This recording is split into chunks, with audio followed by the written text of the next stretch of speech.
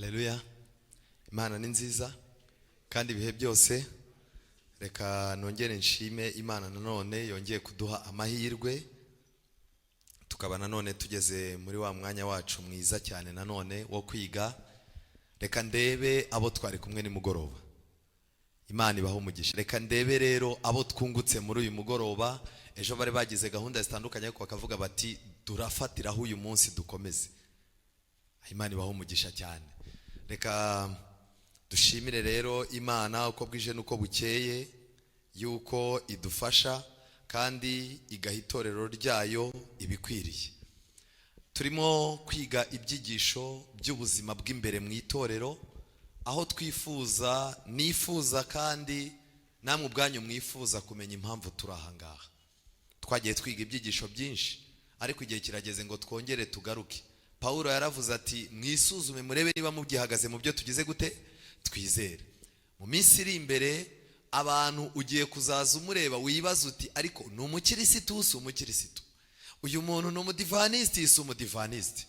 Hariho icyuho gikomeye uyu munsi kigaragara. Ababyeyi banyu bigishijwe ubutumwa bubakura muri Nyabingi, muri Rwankeri abazungu baratangira barigisha, Igitwe abazungu barigisha. Abasaza benshi baretse ubupfumu bakoraga, basokuruza banyu na baso banyu baretse imihango ya gipagani bakoraga irimo kubandwa no guterwa ibyuhagiro n'iki, barangije bemera gukurikira ubutumwa bwiza bazaniwe n'abazungu. Abazungu baje bafite ikibazo cy'uko abanyarwanda bari bahuze, bari mu buzima bwo hasi, kuko bagombaga gutozwa gukaraba intoki, bagatozwa kwambara, bagatozwa no gushyirwa ku biryo bizima. Murabizi ko mu Rwanda hari n'ibiryo byagiye bizanwa n'abazungu bakazana imbuto kugira ngo zihingwe. Ikintu rero cyaje gutangaza ni kimwe, abo basaza bakiriye ubwo butumwa bakunze ibintu by'Imana. Izi ndirimbo turimo kuririmba bazihaga agaciro. Niba hari ikintu cyabanejeje, nk'uko umuntu ugeze muri Kristo Yesu aba avuye mu rupfu ageze mu bugingo, niko nabo kuva mu bupfumu bari barimo no mu ntege nke bari barimo binjira mu budivaniste babonaga bavuye mu rupfu bageze mu bugingo. Aba basaza bakunze Imana barayikorera. Abenshi bahinduka abapastori, abandi bahinduka bakuru b'itorero, ugasanga umuntu arakora ibintu byinshi wagira ngo ni umupasiteri kandi atari we. Igihe cyaje kugera babyara abana. Babyaye abana noneho bo ntibamenya ko bakeneye Imana ku giti cyabo, ahubwo abana bashaka kuba abuzukuru b'Imana. Ibi byaje tuma uyu munsi wa none jya mu Rwankeri urebe, manuka ujye Igitwe utambike ku buhanda. Abana bahari ni abuzukuruza babo basaza. Aba basaza babanye n'Imana ndetse urugendo rwabo rurangira neza, ariko uri muribaza amaherezo ya babucura babo uko azamera. Babucura babo isabato itangira ntibamenye ko n'isabato yagize gute yatangiye. Babucura babo barimo gusaba itorero yuko amahame y'itorero afunze bayagabanya kugira ngo itorero riborohere. Abenshi muri aha rero mwavutse mu itorero, dufite abantu benshi mu itorero, ariko mu by'ukuri itorero ryacu ntituzi impamvu ririho. Nimugoroba mu magambo naberetse hano turimo kwiga ubuhanuzi, naberetse amagambo Ernawet yavuze ngo igihe cyose itorero ry'abadivaniste rigaragajwe mu buhanuzi rigaragazwa nk'itorero riri ku rugamba. Bivuze ngo umuntu uzaza kurishakamo umunyenga azaba ahuye n'ibibazo. Ni itorero riri ku rugamba. Twaraye twize byinshi rero mu cyigisho cyiza. Abataraye baje mwaraye muhombye, ariko abaje uyu munsi namwe mufite umugisha w'icyo muheraho. Muri uyu mugoroba dufite icyigisho cyiza kivuga ngo inshingano nyakuri za Mwuka Wera ku itorero ry'abadivaniste umunsi wa karindwi. Kubera iki? Nuko buri dini n'amadini arimo gushinga uyu munsi wa none, buri dini rihita rigena uko Umwuka Wera azabayobora n'uburyo bazamuwukoresha. Kandi icyo wita Umwuka Wera mu idini rimwe usanga mu kindi atari umwuka w'iki, atari Umwuka Wera. Niyo mpamvu abadivaniste bakeneye kumenya no gusobanukirwa inshingano nyakuri za Mwuka Wera ku itorero. Kubera iki? Twaraye tubonye yuko mu buyobe buzaduka ibyinshi bizitirirwa Umwuka Wera. Imana ifite ubushobozi n'ububasha iradusobanurira iyi ngingo. Mureke dusenge. Uwiteka Mwungeri mwiza, izina ryawe rihabwe icyubahiro. Ijambo ryawe wanditse ni ukuri. Turi mu itorero ry'ukuri, twifuza kuba abanyakuri kugira ngo mu isi yaganjwe n'ikinyoma dusigare ari ukuri konyine tugura, nta kindi twagura. Ariko bitewe n'aho isi igeze, ubuzima butwubatse aho bugeze, ikinyoma nicyo gitunze abantu, ikinyoma nicyo abantu bisasira, ikinyoma nicyo abantu biyorosa, ikinyoma nicyo abantu bavuga kandi kikabatuma bakomerwa amashyi. Mwami Uwiteka, reka twongere tugaruke ku kuri. Wavuze yuko nitumenya ukuri kuri kuzatubatura. Mu gihe tugikoresha ibinyoma mu bintu byose, turacyari abaretwa ba Satani. Ngwino rero tubature. Batura iminwa yacu, batura ibitekerezo byacu, batura kwizera kwacu, ubature gusoma kwacu no kwigisha kwacu no kuririmba kwacu, kugira ngo ikinyoma aho kiri muri twe kigizweyo. Twifuza kuba abanyakuri kuko ijuru rizinjiramo abanyakuri. Reka Umwuka Wera muri uyu mwanya aza dusobanurira ijambo, kandi uwaje afite intege nke reka ataha afite igisubizo. Uwaje afite gucekeranya muri we reka atahanye igisubizo kiva kuri wowe. Uwaje ibyiringiro bye bigeze ku munota wa nyuma, reka uyu munsi umubere itangiro ryo kongera kubigira bishyashya. Kandi uwaje abona ubuzima bw'ahazaza atarimo kubona icyerekezo cyabwo, reka umubere ibuye ry'itangiriro.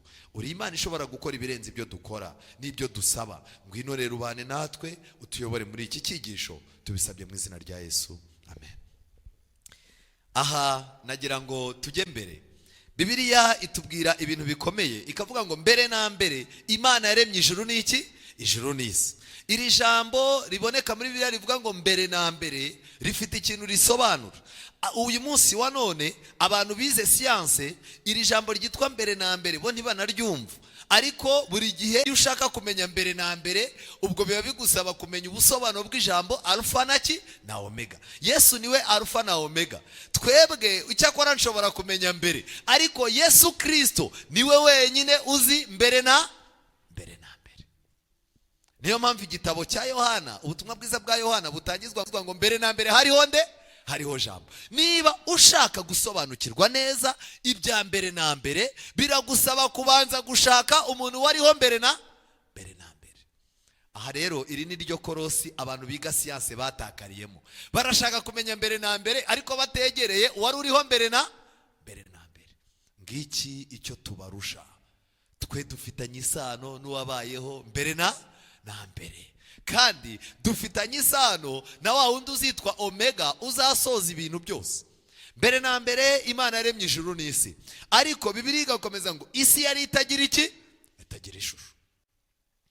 Kutagira ishusho ku isi byari bifite icyo bisobanura. Yari iriho ubusabusa, umwijima wari hejuru y'umuhengeri, maze umwuka w'Imana yagendagendaga hejuru y'amazi.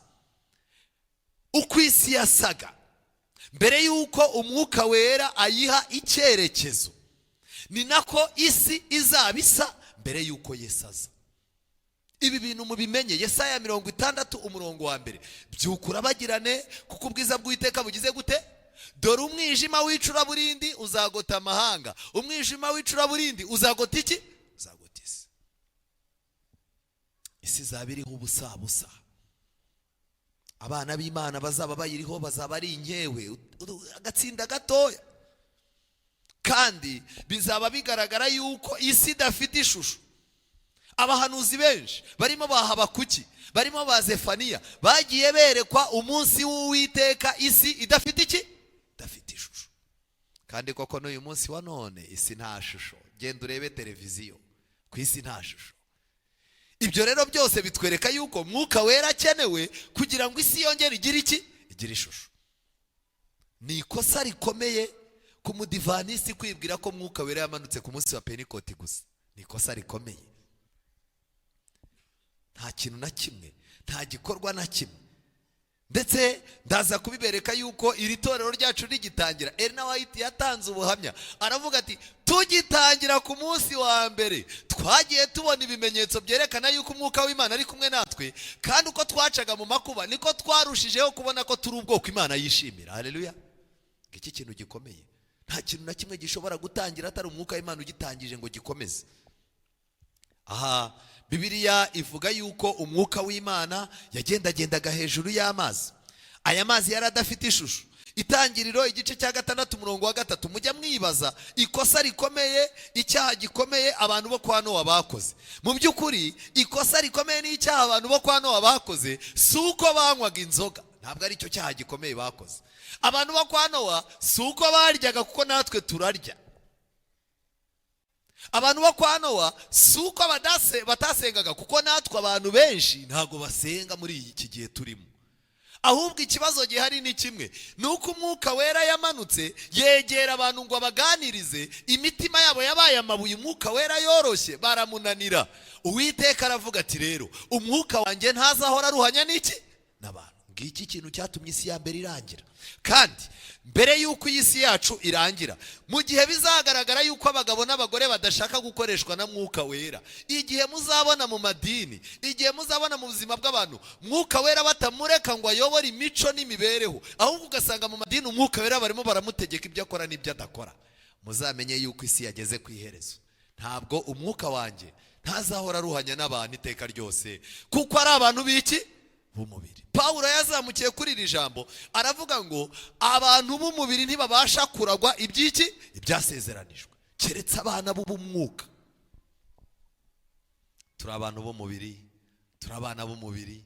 Imana irangije iti sinzahora nserera, ntago nzahora muri aka kavuyo. Aba bantu ni abantu b'umubiri, nukorera iminsi yabo izaba imyaka 120.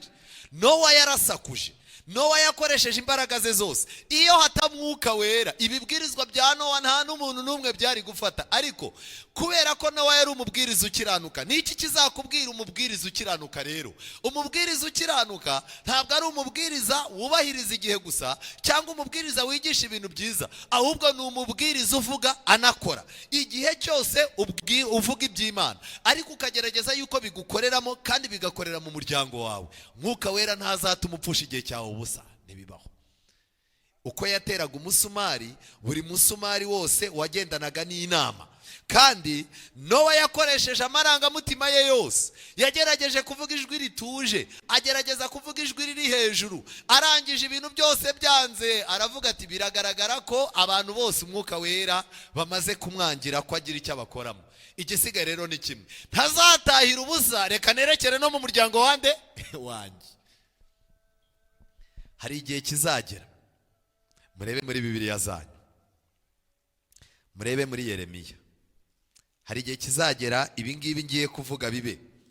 Turimo turakoresha imbaraga, turimo turakora amavuna, turimo turatanga ubutunzi, turimo turakoresha ibintu byose kugira ngo dukize abana b'Imana bari muri Babuloni bayisohokemo. Murebe mu gitabo cya Yeremiya 51. Turimo turakoresha imbaraga, amakorari aragura imyenda, DVD zirasohoka, mugira ngo ibi bintu byose ni ukugira ngo abaririmbyi bamenyekane se? Mugira ngo ibi bintu turimo gukora ni ukugira ngo itorero abantu bamenyekane? Oya, ibi byose, buri kantu kose gakorerwa muri iri torero kagendereye kugira ngo kareshye kandi gakurure umuntu w'Imana uri muri Babuloni. Noneho rero murebe uburyo hari igihe bizanga. 51 Yeremiya umurongo, murebe ku murongo wa 7. I Babuloni hahoze ari igikombe cy'izahabu mu ntoki z'Uwiteka, hashindishaga isi yose. Amahanga yanyoye kuri vino yaho, nicyo cyatumye amahanga asara. Babuloni haguye hatunguwe hararimburwa. Nimuhaborogere mushaka umuti wo kuvura uburibwe bwaho, ahari hakira. Umurongo wa 9. Noneho rero twashatse gukiza i Babuloni ariko ntibyashobotse.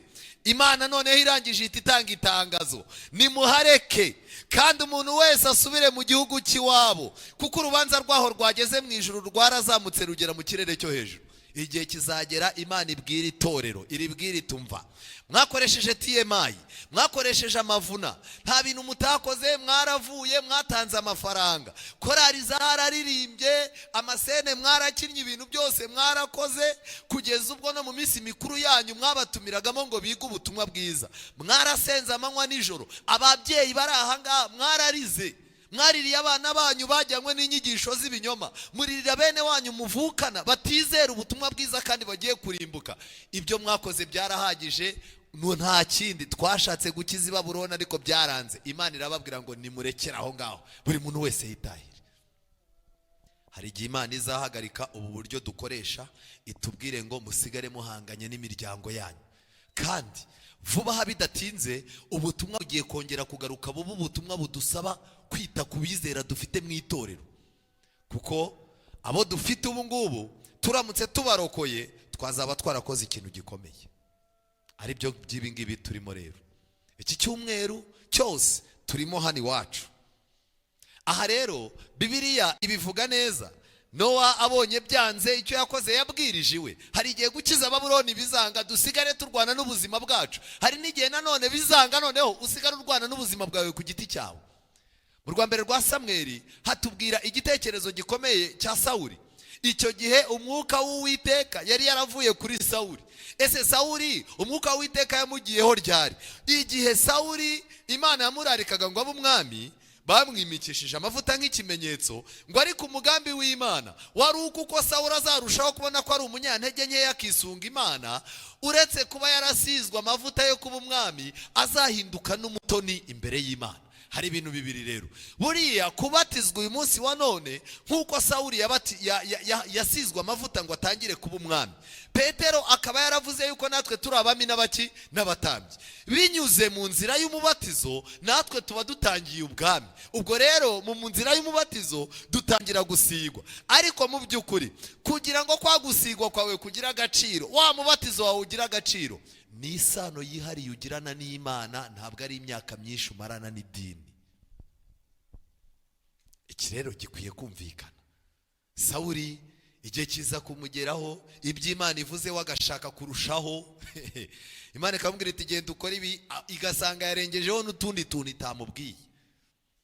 Umwuka w'Uwiteka rero arangije amuvaho, kandi umwuka mubi uvuye ku Uwiteka yajyaga amuhagarika umutima. Ese hari umwuka mubi uva ku Uwiteka? Ntibibaho. Muri iki cyigisho turi bubirebe, hari abantu benshi bazakwereka yuko Imana igira imyuka ibiri. Imana ikagira umwuka mubi itera abantu, ikagira n'umwuka mwiza itera abantu.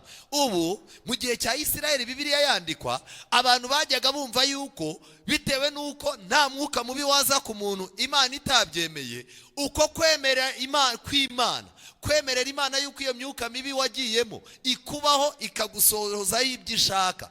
Abantu b'icyo gihe baravugaga bati nta kintu cyaba Imana itagifitemo uruhare. Kuko ibyo rero n'ibi ngibi Imana ibifitemo iki? Uruhare. Ariko niba mubyibuka Bibiliya ivuga ngo iki? Abefeso murebe muri Bibiliya zanyu, narababwiye ngo mujye mwandika ayo masomo. Abefeso igice cya 4 umurongo wa 4. Hariho umubiri umwe n'umwuka umwe, nk'uko mwahamagariwe icyiringiro kimwe cyo guhamagarwa kwanyu. Imana ifite umwuka umwe, kandi uwo mwuka w'Imana Yesu yaravuze ngo niwe utanga ubugingo, umubiri ntacyo maze. Kuko ibyo rero ntabwo Imana yagira imyuka ibiri, ahubwo iyo umuntu atemereye umwuka w'Imana ngo ugire icyo umukoramo, Imana yemerera yuko imyuka mibi yose ishobora kumukoramo ibyo ishatse, kuko umwuka w'Imana niwe uturinda. Iyo rero twangiye Mwuka Wera ngo dukoreshe, imyuka mibi yose iraboneka. Nagira ngo mbabaze, ninde uzi depo na stoke y'imyuka mibi? Bibiliya irabitubwira. Depo na stoke y'imyuka mibi iri hehe? Ibyahishuwe 18. Ibyahishuwe 18. Ibyahishuwe 18. Arangurura umurongo wa 2. Arangurura ijwi rirenga ati, iraguye Babuloni ikomeye, ihindutse icumbi ry'abadayimoni. Abadayimoni bacumbitse he? Bibiliya iratubwira ko abadayimoni bacumbitse muri Babuloni, mu gihe abantu bari muri Babuloni bo batubwira ngo abadayimoni bacumbitse ikuzimu hano hasi. Ibi bintu bibiri abadivanisi mugomba kubimenya. Ibi bintu bibiri badivanisi mubimenye. Bibiliya iradutungira urutoki yuko muri Babuloni ariho imyuka mibi, abadayimoni bacumbitse. Muri aya madini ya Babuloni bo bakatubwira bati abadayimoni baba mu mazi, abandi baba hehe? Hano munsi mu butaka. Badivanisi musome. Ikindi Bibiliya yarakomeje ngo aharindirwa imyuka mibi yose. Ubwo imyuka mibi ndetse n'abadayimoni birindiwe hehe? Muri Babuloni. Niyo mpamvu uko turimo gukura abantu muri Babuloni baza ahangaha, mumenye yuko mu gihe gitoya tuzasanga batuzane no kuri izo mpano bakuye muri Babuloni. Uko umuntu arimo kubatizwa imyaka 2, tukaba turamwakiriye mu myaka 2, waza kubitana nawe ugasanga ni umupastori. ntibiharize. Umuntu ntarimo kubatizwa muri TMI, wakubitana nawe wajya ahantu ugasanga ni umukuru w'itorero mukuru. Umuntu wabatijwe muri TMI y'ejo bundi bitewe na courage agize gute, courage afite. Harimo aratanga amafaranga, amateraniro mu gitondo ntayasibamo, bya byumba by'amasengesho baharatanga ubuhamya, barangiza bati dore Imana. Abayobozi n'abangaba ariko muba mureba he? Murabona tuzatuyoborwa n'abantu bakingura imodoka ku isabato gusa, inama ndanga bakajyayo bapanze. Iki ni ikibazo. Uko itorero ryacu rizarushaho kuyoborwa n'abantu batasogongeye ku mashereka y'ubudivantisiti, niko tuzagwa mu bigeragezo, kugeza ubwo aba bantu barimo kuva muri Babuloni igice cyabo kimwe kirimo kwinjira mu itorero. Ellen White yaravuze ngo ni igice gituma itorero ryezwa kandi rigakomeza gahunda zaryo, ngo ariko ngo hari n'ikindi gice cyiza kimeze gifite karakterisitike nk'izagengaga ikivunge cyakurikiraga Abisiraheli bashinzwe kuduca intege. Mujye mumenya rero ko uko Babuloni isenyuka abantu bayo baza, barimo barazana n'impano zabo. Bibiliya rero ivuga yuko abagaragu ba Sawuli baraje baramubwira bati dore hari umwuka mubi uva ku Mana. Ariko twabonye ko ku Mana nta mwuka mubi ubaho. Abagaragu ba Sawuli bati hari umwuka mubi uva ku Mana. Databuja ategeka abagaragu bawe bakuri imbere bagushakira umucuranzi w'umuhanga, maze umwuka mubi uva ku Mana n'uguhangaho ajya gucurangira ukire. Ikintu gikomeye mukwiye kumenya. Ellen White yanditse mu ntambara ikomeye ngo igihe gisoza amateka y'isi, Satani azatera abantu kugubwa nabi, abashyiremo umwuka wo kutanyurwa no kubabara, ngo kandi narangiza ababwire ko uwo mwuka uva ku Mana. Abwira ati nibyo Imana yifuriza abayoboke bayo. Nta mugaragu w'Imana useka, nta wishima, nta urya neza. Ndetse no mu gitabo cy'umugenzi yarabivuze. Apolo wone yabwiye mu Kristo aramubwira ati ninde utazi yuko abagaragu banjye mbaranja nkoresheje ukuri cyangwa ikinyoma. Atariko ubwo na Apolo wone yabivugaga ati uwo mwami wowe undatira, abagaragu be bajya bicwa n'inzara bagasonza. Kare baze bambwira umuntu uherutse gutanga ubuhamya ngo yabaye umukirisitu acuruza agataro ngo akazaza n'aburara. Noneho rero ngo hatangiye gukorera shitani, ngo ejo bundi yatanze ubuhamya hano muri Kigali, ngo aravuga ati aho ntangire gukorera shitani amafaranga make ntahana ni 10,000. Ariko wakwibaza ni iki cyabaye? Iyo ubaye inshuti ya Satani cyane, agabanya umubare w'abadayimoni bajyaga batuma ibintu byawe bitagenda neza. Abadayimoni bajyaga batuma gahunda z'ubutunzi, ubwenge n'urugo rwawe bitagenda neza. Abo badayimoni arababwira ati uru rugo twararufashe ni mu rusohokemo ibintu bigende neza. Niyo mpamvu iyo wabaye wa Satani nta mbaraga ikwiye kukurwanya, kuko imbaraga zakurwanyaga zimukira ku bandi bateye ikibazo. Aha rero Sawuli umwuka w'Imana arawubuze, ariko atashaka gukemuza ikibazo cy'umwuka w'Imana, icyuho cyo kutagira umwuka w'Imana. Sawuli yashatse kugikemuza umuziki. Ngiki kibazo dufite abizera bafite ikibazo mu myizerere yabo, ariko turimo turashaka icyo kibazo tugikemuza umuziki w'amakorari azi kuririmba. Korari niziririmbe cyane, umubwiriza mu minota nk'icumi nta nturondogore. Ndajya mbabwire ngo ubu abizera benshi dufite bishwe n'indirimbo nazo zihimbwa n'abantu batigeze bajya mu ijambo ry'Imana ngo bamenye gutandukanya ibyo twizera n'ibyo tutageze gute tutizera. Ni korari nkeya muri uno mujyi wa Kigali zishobora kuririmba ukumva amagambo yazo. Reka mbabwire, uretse ku Muhima nabibonye, ahandi naho ni ahandi hakeye bashobora kujya kuririmba indirimbo ukumva umuririmbyi afashe mikrofone ati iyi ndirimbo tugiye kubaririmbira yanditse muri iki gitabo. Nta handi hantu biriya bintu bijya biba. Dushimira Imana yuko n'amakorari yacu agifite abahimbyi bahimba bifashishije ibyanditswe byera. Ariko uko icyuho cy'umwuka wera kizarushaho kugaragara mu itorero, niko abantu benshi bazashaka kunywa umuti nk'uwo Sawuli yanywaga. Niyo mpamvu korari nziza iraririmba abantu bakishima. Baho urugero ngende umuririmbyi, korari iririmbye neza abantu bagakoma amashyi mugatabana bababwira ati mukomerezaho. Korari itivuga iti uyu mucuranzi tumugumane, uyu muhimbyi tumugumane, abaririmbyi mikrofone aba bazigumane. Ariko indirimbo iyo babwiye ukababwira uti yapfuye, mva ya korari ya nyiracyabaho yararangiye byagenze gute? uranabahamagara mu materaniro bakagira ubwoba, undi bagashwana, indirimbo yapfuye, wowe ufunze mu mutwe, yapfuriye kuri wowe, undi nawe ati nari ndimo kureba ibyo urimo. Korari ukabona hazamutsemo umwuka mubi. Abizera barereshejwe indirimbo nabo ntiwabarenganya. Korari iracuranga bakamera nka Sawuli bagasinzira, buri wese akibagirwa igihombo, uwasize akubiswe n'umugabo akaba arabyibagiwe. Igitaramo cyarangira umuriro wabura cyangwa umutekinisiye mikrofone ikanga kuvuga, ye bagahamagara Dawudi bati garuka nuryama Sawuli birongeye. Wari abantu bamaze gusubirwa. Sawuli ikibazo gikomeye cyari icya Mwuka w'Imana. Imigani 1:23, nimuhindurwe n'imiburo yanjye, dore nzabasukaho umwuka wanjye. Ni ukuvuga ngo hari ibintu bibiri abadivantisti bagomba kumenya. Kirazira gupfukama usenga usaba Imana umwuka wera ngo sikwe mu itorero wamaze kwanga kwakira imiburo, ntibibaho ubundi.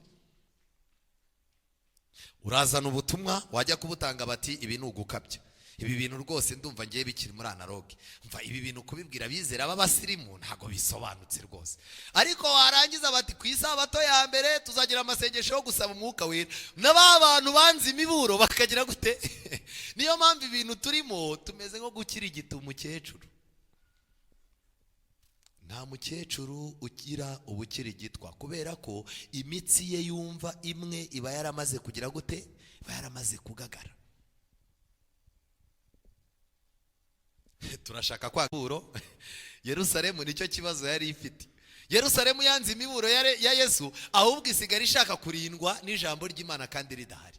Nimuhindurwe n'imiburo yanjye, dore nzabasukaho umwuka wanjye, nzabamenyesha n'amagambo yanjye. Ni ibintu bitatu. Nuvuga ngo iyo wakiriye umuburo ntabwo uba urimo kuwumva neza. Umwuka wera noneho yaje akumenyesha amagambo y'iki? Y'Imana. Ngibi bintu bitatu abadivantisti ku musozo w'amateka y'isi bazaba barusha ayandi madini. Bazaba barayakiriye umuburo w'ijambo ry'Imana n'uw'amategeko y'Imana. Kandi urira jambo umuburo riraturuka he? Ibyahishuwe igice cya 14 cyose kigizwe n'imiburo y'ubutumwa bwazanywe n'abamareka bangahe? 3. Nta rindi dini riratangaza ibi bintu uretse itorero ry'abadivantisti umunsi wa 7. Mu gihe rero udashaka imiburo ntugasaba umwuka wera, kandi mu gihe udafite umwuka wera ntugashake kumenya amagambo y'Imana kuko nta wayo kumvisha. Erina White mu ntambara ikomeye yaravuze ngo mu matorero atarangwa mu mwuka wera batora ababwiriza bazi kuvuga neza, bazi kunezeza abayoboke, kandi abo babwiriza bagahembwa amafaranga menshi, barangiza bagakora ibishoboka byose kugira ngo ibintu byabo bibe ari ibintu bisobanutse. Ariko iyo umwuka wera adahari ibintu bishobora kuba ibisirimu, ariko wabireba witonze ukabona ni ibijiji. Dufite abantu barimo gushaka gusenga nk'abarangije kaminuza, bagashaka kwiga Bibiliya nk'abarangije kaminuza, bagashaka kuba mu itorero nk'abantu bize kaminuza, kandi bagasanga nanone kaminuza iri hejuru y'amahame ya Bibiliya twizera mu itorero. Ikibazo gikomeye. Yesaya 40:13, Yesaya we yaranditse aravuga ngo ninde wigeze kugenzura umwuka w'Uwiteka akamuhugura nk'umugira inama?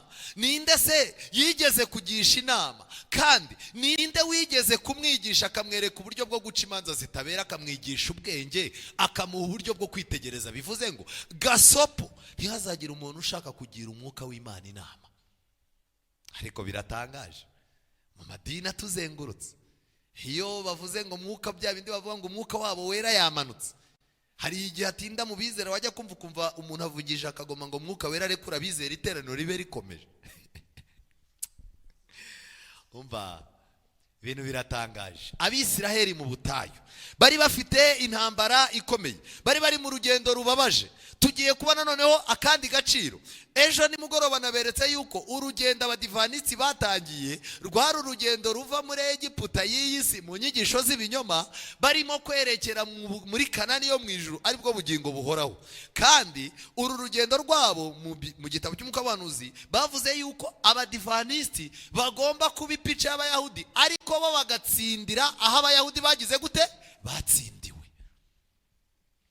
Mu butayu rero Abisiraheli mu buzima bugoye, ahantu hatari hari ibiryo, imyenda hari izuba rikomeye ryatwikaga imyenda, ahantu umuntu yagombaga kugenda bigasaba yuko ashaka n'ibintu ahagararaho, ahantu umuntu atashoboraga no kuryama ngo aruhuke. Ninjoro inyamaswa zikaze zirimo za scorpion zashoboraga gucucumuka mu butaka, zikaba za nyamaswa zikaba zagirira umuntu nabi. Habaga inzoka zo mu rwego rwo hejuru. Mu butayu nta mazi yahabaga, muzabisoma muri Yeremiya. Ubuzima bwo mu butayu bwari ubuzima bubi, ku buryo Imana yagereranyije ubuzima bwo mu butayu ibugereranya n'ubuzima umunyabyaha agize gute abamo. Ariko mu butayu Mwuka Wera yarahari. Haleluya.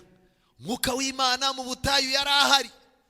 Burya abantu bivumburaga bigaragambye bagira gute, Umwuka w'Imana mu butayu yarahari.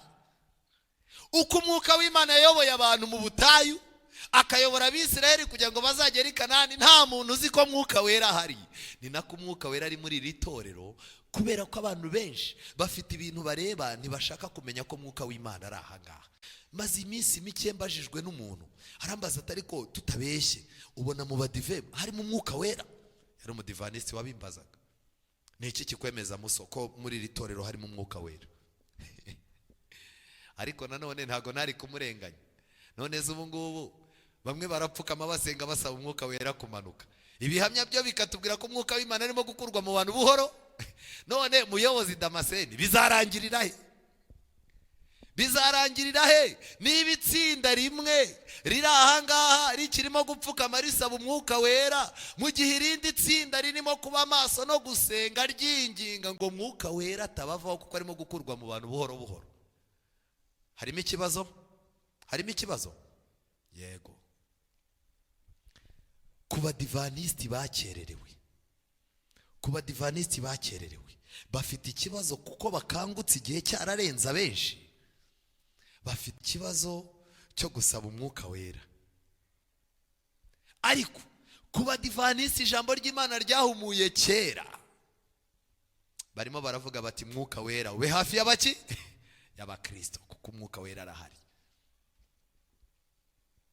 Ubuhanuzi, ibitabo byose nasomye byerekana ko Umwuka Wera yatangije iri torero aririmo kandi azakomeza kurikoramo. Ahubwo icyo twe turimo gusengera muri iyi minsi ni ukugira ngo ibikorwa bya Mwuka Wera bigire icyo bita, bizamura icyo bita efficiency, cyangwa se bigire umusaruro ugaragara mu mibereho yande, mu mibereho yanjye. Mutazagira ngo Umwuka Wera turimo gusaba n'uzatumura uruhimbi, umunsi umwe musoni mvuga ngo uruhimbi ndaruteruye n'urutoki mubone ndaruteruye. Oya, uru ruhimbi nta gihe muzahabona ikintu kidasanzwe. Twaraye tubyize nimugoroba, Erina White yavuze ngo mu bintu byose Imana izakora mu itorero nta kintu kidasanzwe gishyushye cy'igishyuhirano cyirukanka gikurura abantu badatekereje kizakorerwa muri iri torero. Ahubwo icyo turimo gusaba, Mwuka Wera turimo gusaba, ni uwo kugira ngo muri musoni, uretse kuba unyita umuntu w'Imana kuko nazindutse ku rusengero, uretse kuba unyita umuntu w'Imana kuko ejo naguhaye igihumbi ugiye kuburara, ahubwo noneho imbuto za Mwuka Wera tukiri mu isi abantu batangire bazidusoromemo. Ngicyo. Ariko nagira ngo mbabwire, ibihamya birerekana ko Umwuka w'Imana yatangiye gukurwa mu bantu buhoro buhoro. Arimo arakurwa mu bantu buhoro buhoro. Icyo usigaje ni kimwe, ni ugucungana n'ibyabo. Ahangaha Yesaya 63:14 haranditse ngo nk'uko inka zinyura mu gikombe niko Umwuka w'Uwiteka yabaruhuraga. Haleluya. Uko niko wayoboye abantu bawe kugira ngo wiheshe izina ry'icyubahiro.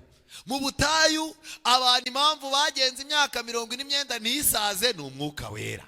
Kuba abantu batarahungabanye ni Umwuka Wera. Kandi iyo bajyaga kuryama barushye, ejo bari bukomeze urugendo rubagoye, bari mu bihe bibi cyane, Umwuka Wera yabaruhuraga akabaha imbaraga nshyashya.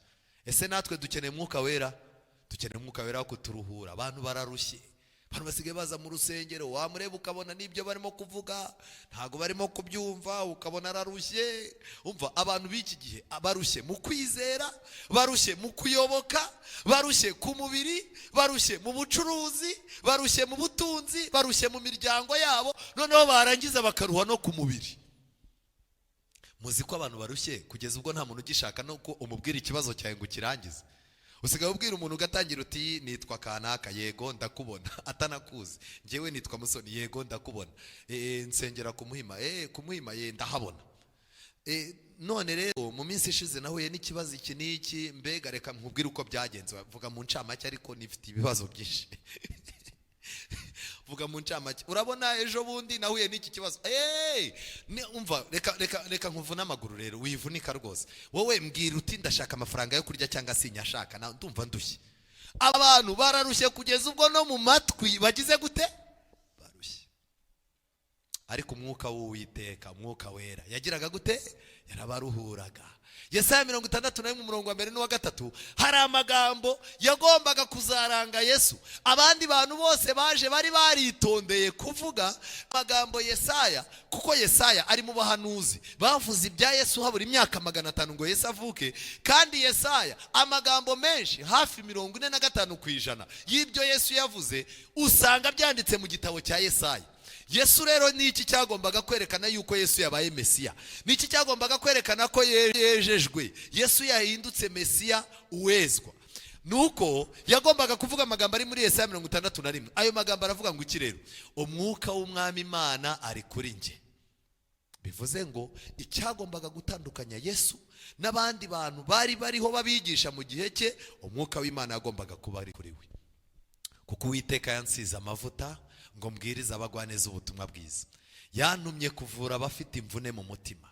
Izi nshingano umwuka wera wari uri muri Kristo Yesu watumaga Kristo akoresha ibintu byose. Kubw'ibyo rero natwe nituramuka dufite umwuka wera, ibi bintu Yesu yakoraga hari ibyo azakorera muri twe, ariko hari n'ibyo atazatuma dukora kuko we yasize abikoze. Ikintu gikomeye, Uwiteka yansize amavuta ngo mbwirize abagwaneza ubutumwa bwiza. Mbwiriza baki? Abagwaneza ubutumwa bwiza. Yantumye kuvura abafite imvune mu mutima. Harya abantu bafite imvune? Bafite imvune ni iki cyabikemura? Umwuka we? Mwuka Wera. Bafite imvune mu mutima, no kumenyesha imbohe ko zibohowe, no gukingurira abari mu nzu y'imbohe. Kandi yantumye no kumenyesha abantu umwaka w'imbabazi z'Uwiteka, n'umunsi Imana yacu izahoreramo inzigo, no guhoza abarira bose. Amagambo akurikiye rero ikiranga umwuka wera ahantu hari. Yantumye no gushyiraho itegeko ab'Isiyoni barira ryo kubaha ikamba mu cyimbo cy'ivu. Nubona umuntu atinda mu ivu, uzamenye ko si ibimenyetso by'umwuka wera. Ernest White yandika igitabo cyo kugana Yesu, aricyo gitabo gikomeye abadivanisi bafite, cyereka umuntu intambwe zo kwihana no kwiyegurira Imana kugira ngo umwuka wera yinjire muri we. Yararebye arigisha, ariko ajya gusoza igitabo yibuka yuko hari abantu babayeho ubuzima bubi bw'agahinda, batajya bishima, bahora mu mibabaro basenga barira, bahora Mana n'ukuri turi ibigoryi, turi ibicucu, n'ukutubona turaha. Ariko muzagera ryari mujye muvuga ngo abo waburongeye mu maraso yawe, abo wagize ab'igiciro cyinshi tutari tubikwiriye.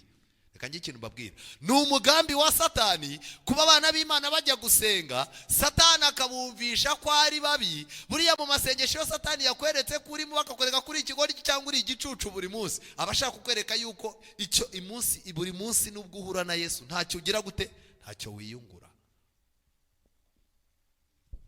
Yantumye gushyiraho itegeko ab'Isiyoni barira ryo kubaha ikamba mu cyimbo cy'ivu, n'amavuta yo kunezerwa mu cyimbo cy'ubwirabure. Umuntu umwe yarambaje ataba divanisi, ntago mujya murizwa n'ibyaha byanyu. Niyo mpamvu mudakizwa. Ariko twebwe hari isaha tugera umuntu akarira, n'udafite icyaha ararira, amarira akakimwibutsa. Harya mbabaze, amarira niyo yibutsa icyaha?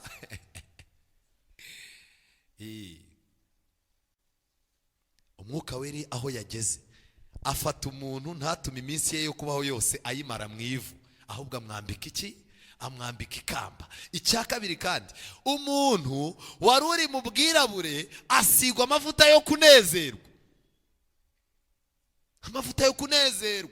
Si uko ibibazo byarangiye, amavuta yo kunezerwa asigwa abanyabibazo. Reka mbabwire, abantu benshi turi aha ngaha muri uyu mugoroba ntabwo dutunzwe n'ubushobozi bwinshi dufite, ntidutunzwe n'ikintu gikomeye wenda cyabaye, ahubwo turi abanyabibazo ariko basizwe amavuta yo kugira gute? yo kunezerwa. Niyo mpamvu wambara akajipo kawe abantu bakureba akavuga bati bite, wakwiyambarira agakoti kawe umuntu yakureba ati dini risigaye riyaguhatu. Abantu bakibaza uburyo waguze inzu, wubatse inzu, shefu wawe mukorana mu kazi aba mu nzu amaze amezi 5 atishyura, ahembwa umushahara ukubye uwawe 3, nta mwana nta mugore agira, ariko mu minsi 20 atangira kukuguza amafaranga. Warangiza ukamubwira uti hari ahantu ndimo kurunda akazu, yaguherekeza agasanga wujuje inzu, akabwira ati ariko ubanza murara munakora amafaranga mwebwe muyakura hemwe ko twe twayabuze. Hari abantu Imana irimo gusiga amavuta y'iki y'umunezero, kuko azi ko ibibazengurutse ari ibibabaza gusa. Kandi Bibiliya irakomeza, kandi n'umwambaro w'ibyishimo mu cyimbo cy'umutima wihebye. Haleluya. Hari abantu Imana irimo kwambika umwambaro w'ibyishimo mu cyimbo cy'umutima wihebye, kugira ngo bahere ko bitwa ibiti byo gukiranuka byatewe n'Uwiteka, ngo bimuheshe icyubahiro. Bibiliya rero ivuga byinshi. Noneho rero aho twari turi mu isezerano rya kera bitweretse, reka njye ikintu mbabwira, impamvu aya madini afite ikibazo cyo kutumva Umwuka Wera ni ukubera ko aya madini menshi arimo kuvuka ntago yemera isezerano rya kera. Ariko umugore mu byashuye 12 ushushanya itorero ry'ukuri, itorero ry'Imana ry'Abadivanisi umunsi wa 7. Uyu mugore yari ahagaze ku kwezi, kandi izuba yari yambaye iki? Yari yambaye izuba. Guhagarara ku kwezi byerekana iki? Izuba ryerekana isezerano rishya. Bivuze ngo rero uyu mugore isezerano rishya ryamurikiraga isezerano rya kera. Ukwezi gukura urumuri ku zuba. Ikintu gikomeye aha mukwiye kumenya, uyu mugore ntabwo ahagaze mu kirere. Amadini menshi aragenda akizera ibintu byo mu isezerano rishya gusa, ariko ugasanga ahagaze mu kirere. Ni ikintu gikomeye kandi gikwiye kwitonderwa. Igihe uzabona umwizera, ukabona umwizera w'umudivaniste afite Bibiliya y'isezerano rishya ryonyine, uzamushyire mu mubare w'abanyabibazo. Mu mubare w'iki? Kuko hari amahame y'ibyo twizera akomoka muki mu isezerano rigize gute rya kera. Mbamenera ibanga muri uyu mugoroba, niba udafite na Bibiliya, gerageza shaka amafaranga, wenda uzakora ubuyede, ariko kubona umudivaniste afite Bibiliya y'isezerano rishya gusa, ngo nuko iri mu Cyongereza no mu Gifaransa no mu Kilatini ntazi, n'ubujiji. N'ubujiji. Nugufata umugore mu byashuye 12 ukamwambika izuba, ariko warangiza ukamuhagarika mu kirere, ntabahagaze kuki? Ntabahagaze ku kwezi. Bibiliya mu gitabo cy'Ibyahishuriwe igice cya 10 havuga iby'abahamya 2. Aba bahamya 2 bashushanya ijambo ry'Imana. Ababisomye neza mu ntambara ikomeye, ijambo ry'Imana ryararwanyijwe mu Bufaransa kugeza igihe Bibiliya yaciwe ku mugaragaro. Ariko najya mbabwire, Bibiliya ivuga yuko aba bahamya 2 biciwe rimwe, hari umwe warokotse. Yego. No kuvuga ngo Bibiliya utayifite yose uba nta niyo ufite. Ni umugambi wa Satani kuba abantu bakundishwa isezerano rishya, kuko isezerano rishya niho abantu babwirwa yuko iryo sezerano rishya, ariko isezerano rishya rikomoka mu isezerano rya kera. Yeremiya 31. Murebe Yeremiya 31. Aho niho isezerano rishya rikomoka. Bivuze ngo uramutse ukuyeho isezerano rya kera n'irishya waryirukanye. Murebe muri Bibiliya zanyu Yeremiya igice cya 31. Abahageze murebe Yeremiya igice cya 31. Bibiliya buriya iratangaje cyane. Yeremiya igice cya 31 umurongo wa 31. Uwiteka aravuga ati, dore iminsi izaza nzasezerana isezerano rishya n'inzu ya Isiraheli n'inzu yande ya Yuda. Iri sezerano rishya iyo urikurikiye usoma hasi usanga isezerano rishya ntago Imana yaritanze ngo rize rikureho irya kera, ahubwo Imana yafashe irya kera ibona abantu batangiye kurisuzugura, irangije iravuga iti none ngiye gukoresha n'imbaraga yanjye ya Mwuka Wera. Noneho ibintu abantu bajyaga basoma mbibandikemo bo kuzaza babishaka kuri. Turi mu gihe rero amategeko y'Imana atakuweho, turi mu gihe Yesu atazanywe no gukuraho amategeko n'ibyahanuwe, ahubwo yaje kubinonosora mu mitima yacu. Aha, noneho muri Matayo tubwirwa neza yuko Yesu amaze kubatizwa mu Matayo 3:16 ava mu Mwuka Wera. Yesu amaze kubatizwa uwo mwanya ava mu mazi, ijuru riramukingukira, abona umwuka w'Imana amanuka asa n'inuma amujyaho, maze ijwi rivugira mu ijuru riti, nguyu mwana wanjye nkunda nkagira gute, nkamwishimira. Ikintu gikomeye ni kimwe, nta muntu n'umwe uzabwirwa amagambo avuga ngo nguyu mwana wanjye nkunda nkamwishimira atabanje kubona ijuru rikingutse. Nta n'umuntu ijuru rizakingukira ngo abure umwuka w'Imana. Ni ibintu bitatu bigomba gukurikirana. Ariko ubu Satani ibintu yabikuyeho, arimo arashuka abantu kujya mu butayu, kujya kurara mu bihanamanga. Reka da, icya mbere nuko umuntu agomba gusoma ibyanditswe byera kugeza ubwo ijuru rigize gute, rimukingukiye. Kandi iyo rimaze gukinguka, umwuka w'Imana amanuka asa n'inuma. Kandi iyo amaze kukujyaho, amagambo ijuru ritanga ubuhamya rikavuga ngo nguyu mwana wanjye nkunda nkagira gute, nkamwishimira. Mu gitabo cy'Ibifuzwa ibihe byose bazamukiye kuri aya magambo baravuga ngo aya magambo Imana iyavuga ngo uyu mwana wanjye nkunda nkamwishimira, ngo yari yabwiye abantu bose bari muri Kristo Yesu. Haleluya. Ni amagambo Imana yatubwiye, ariko abantu benshi n'uyu munsi wa none baracyajya mu butayu kugira ngo bumve ijwi ribabwira ko ari abana b'iki, ari abana b'Imana.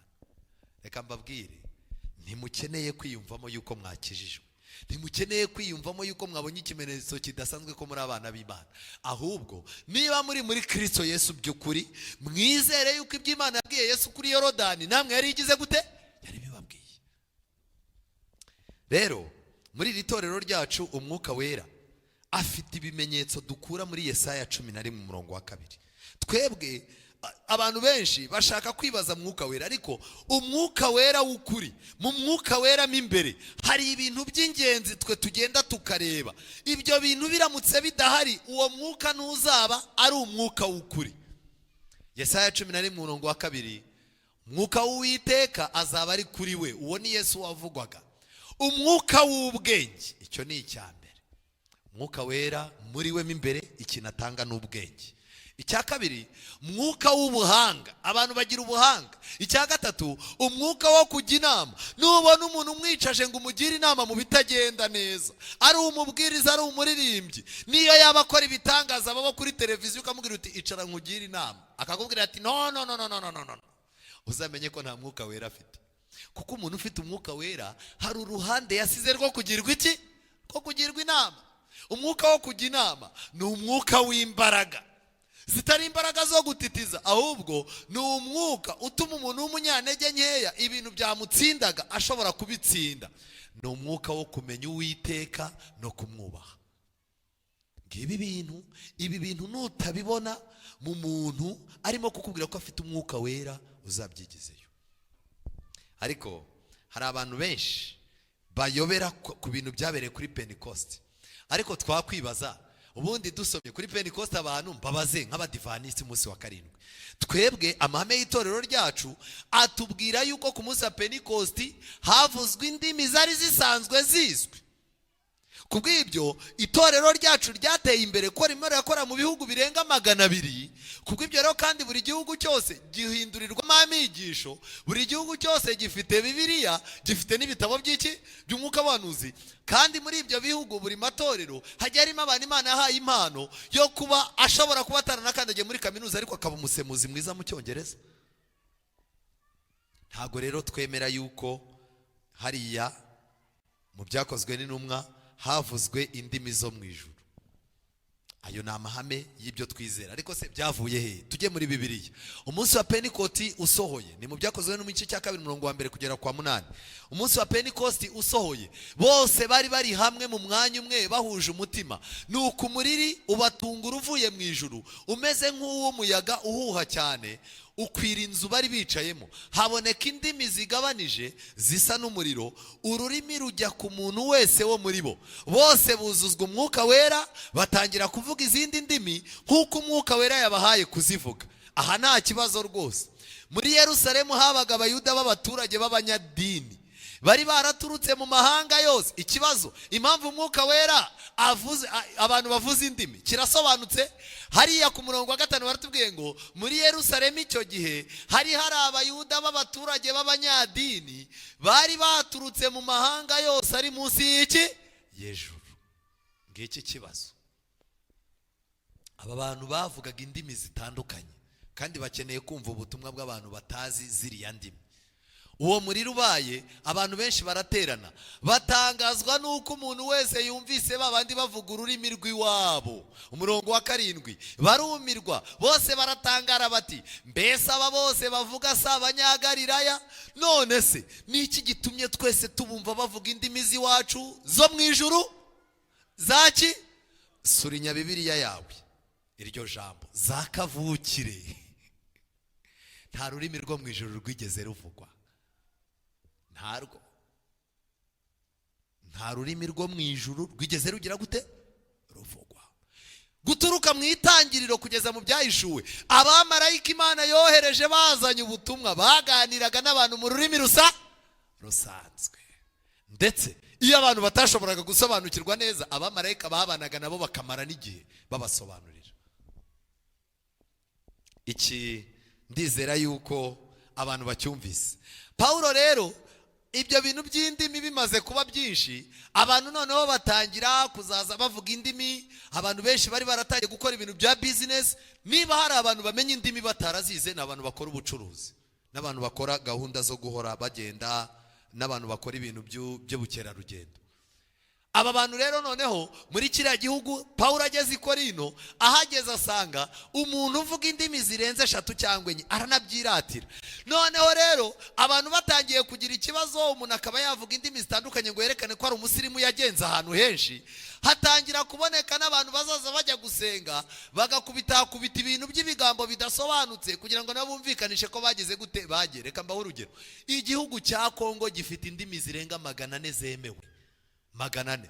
Buri gace uciye musanga bafite ururimi rwako. Ikintu gikomeye hano 14 murongo wa 7 kugeza kwa 10 urwa mbere rw'Abakorinto, dore ibidafite ubugingo nabyo bigira amajwi, ari umwirongi cyangwa inanga, ariko iyo bidatandukanijwe n'amajwi yabyo babwirwa n'iki kivuzwe cyangwa igicurango icyo ari cyo. Kandi impanda nayo ivuza ijwi rimenyekana, ritamenyekana, ninde wakwitegura gutabara? Impanda zakoreshwaga muri Yerusalemu babwira abantu amakuru, babwira abantu amasaha, babwira abantu akaga kegereje cyangwa umunsi mukuru wegereje. Buri impanda yose ntabwo yavugaga nk'indi. Wowe impanda yaravugaga tuvuga ngo iryo ni itangazo. Uko dufite abantu mu makaritsiye bazenguruka bavugiye muri twa mikrofone mubona, niko muri Yerusalemu impanda zakoreshwaga. Aho rero niho abadivantisti bahereye baravuga ngo vuza impanda yumvikane hose. Nukubera ko impanda yakoreshwaga mu gutanga amakuru atandukanye. Paulo arangije ati rero namwe nuko ururimi rwanyu nirutavuga ibimenyekana, abantu bazabwirwa n'iki byo muvuga ibyo ari byo, ko muzaba mugosorera mu rucaca. Umva mbabwire, hari amadini yagosoreye mu rucaca imyaka myinshi. Kandi hano Bibiliya igakomeza ngo indimi zo mu isi nubwo ari nyinshi zite, nta rudafite uko rugize gute avuza indimi zo mu ijuru. Bibiliya irakomeza, nshimira Imana yuko mwese mbarusha kuvuga indimi zitamenyekana, zo mu ijuru, zo mu isi. Buriya Bibiliya jya wirinda gusoma umurongo umwe, soma hejuru umanuka ugere hasi. Paulo arabanje arabwira ati mu ndimi zo mu isi nta na rumwe rudafite uko rugira gute, ariko muri izo ndimi zo mu isi njye mbarusha kuvuga nyinshi. Kubera ko Paulo yabaye umusirikare w'Umuroma. Umusirikare w'Umuroma yabaga agomba kubaza indimi kavukire zirenze 5. Paulo yagomba kubaza Igiheburayo neza, akabaza Ikiroma adakina, yagombaga kubaza Ikigiriki, agomba kubaza Ikinyaramaya, noneho n'izindi ndimi zabikogamo amabanga ya gisirikare babaga bagize gute bazizi. Noneho agakubitiraho ibihugu yagiye agenda azengurukamo uko haba agenda agira ibyazi. Paulo arakomeza umurongo wa 19, ariko mu iteraniro aho kuvuga amagambo inzovu mu rurimi rutamenyekana. Amagambo angahe? Inzovu ubundi bisobanura ibihumbi 10. aho kuvuga amagambo inzovu mu rurimi rutamenyekana, nahitamo kuvuga amagambo 5 nyavugishije ubwenge bwanjye kugira ngo nigishe n'abandi. Twebwe rero hano dukoresha ubwenge cyane, niyo mpamvu ibintu byose dukora turabanza tugatekereza. Paulo yageze nubwo abwira aba bantu muze gukomeza iki gice, arababwira ngo njyewe aho gusenga amagambo 6,000 atumvikana, njyewe nzasengesha umwuka ariko nsengeshe n'ubwenge. Bibiliya ivuga byinshi, reka twerekere. Ariko ni ukubera iki? Ni ukubera iki abagatulika Roho Mutagatifu bayivuga wiki? Niki cyerekana ko Roho Mutagatifu yaje? Abagatulika buriya ni abahanga cyane, ni abahanga pe. Hari ibintu bandika wabireba ugasanga nibyo. Nyuma yo kwibaza mu gatabo ka wowe nkurikira page ya 16 n'iya 17 nimero ya 19, bibajije ikibazo ngo ese umwuka wera yaje bigaragara gute ko tujya tubona amadini y'abarokore haza kavuyo n'akajagari kenshi, wababaza bakagura ngo umwuka wera araje? Mwumve none igisubizo batanze abagatulika. Baravuze ngo aho kwigaragaza mu mabonekerwa no mu makuba cyangwa mu kuvuga izindi ndimi, hari ibintu 3 abantu barimo gushakiramo umwuka wera.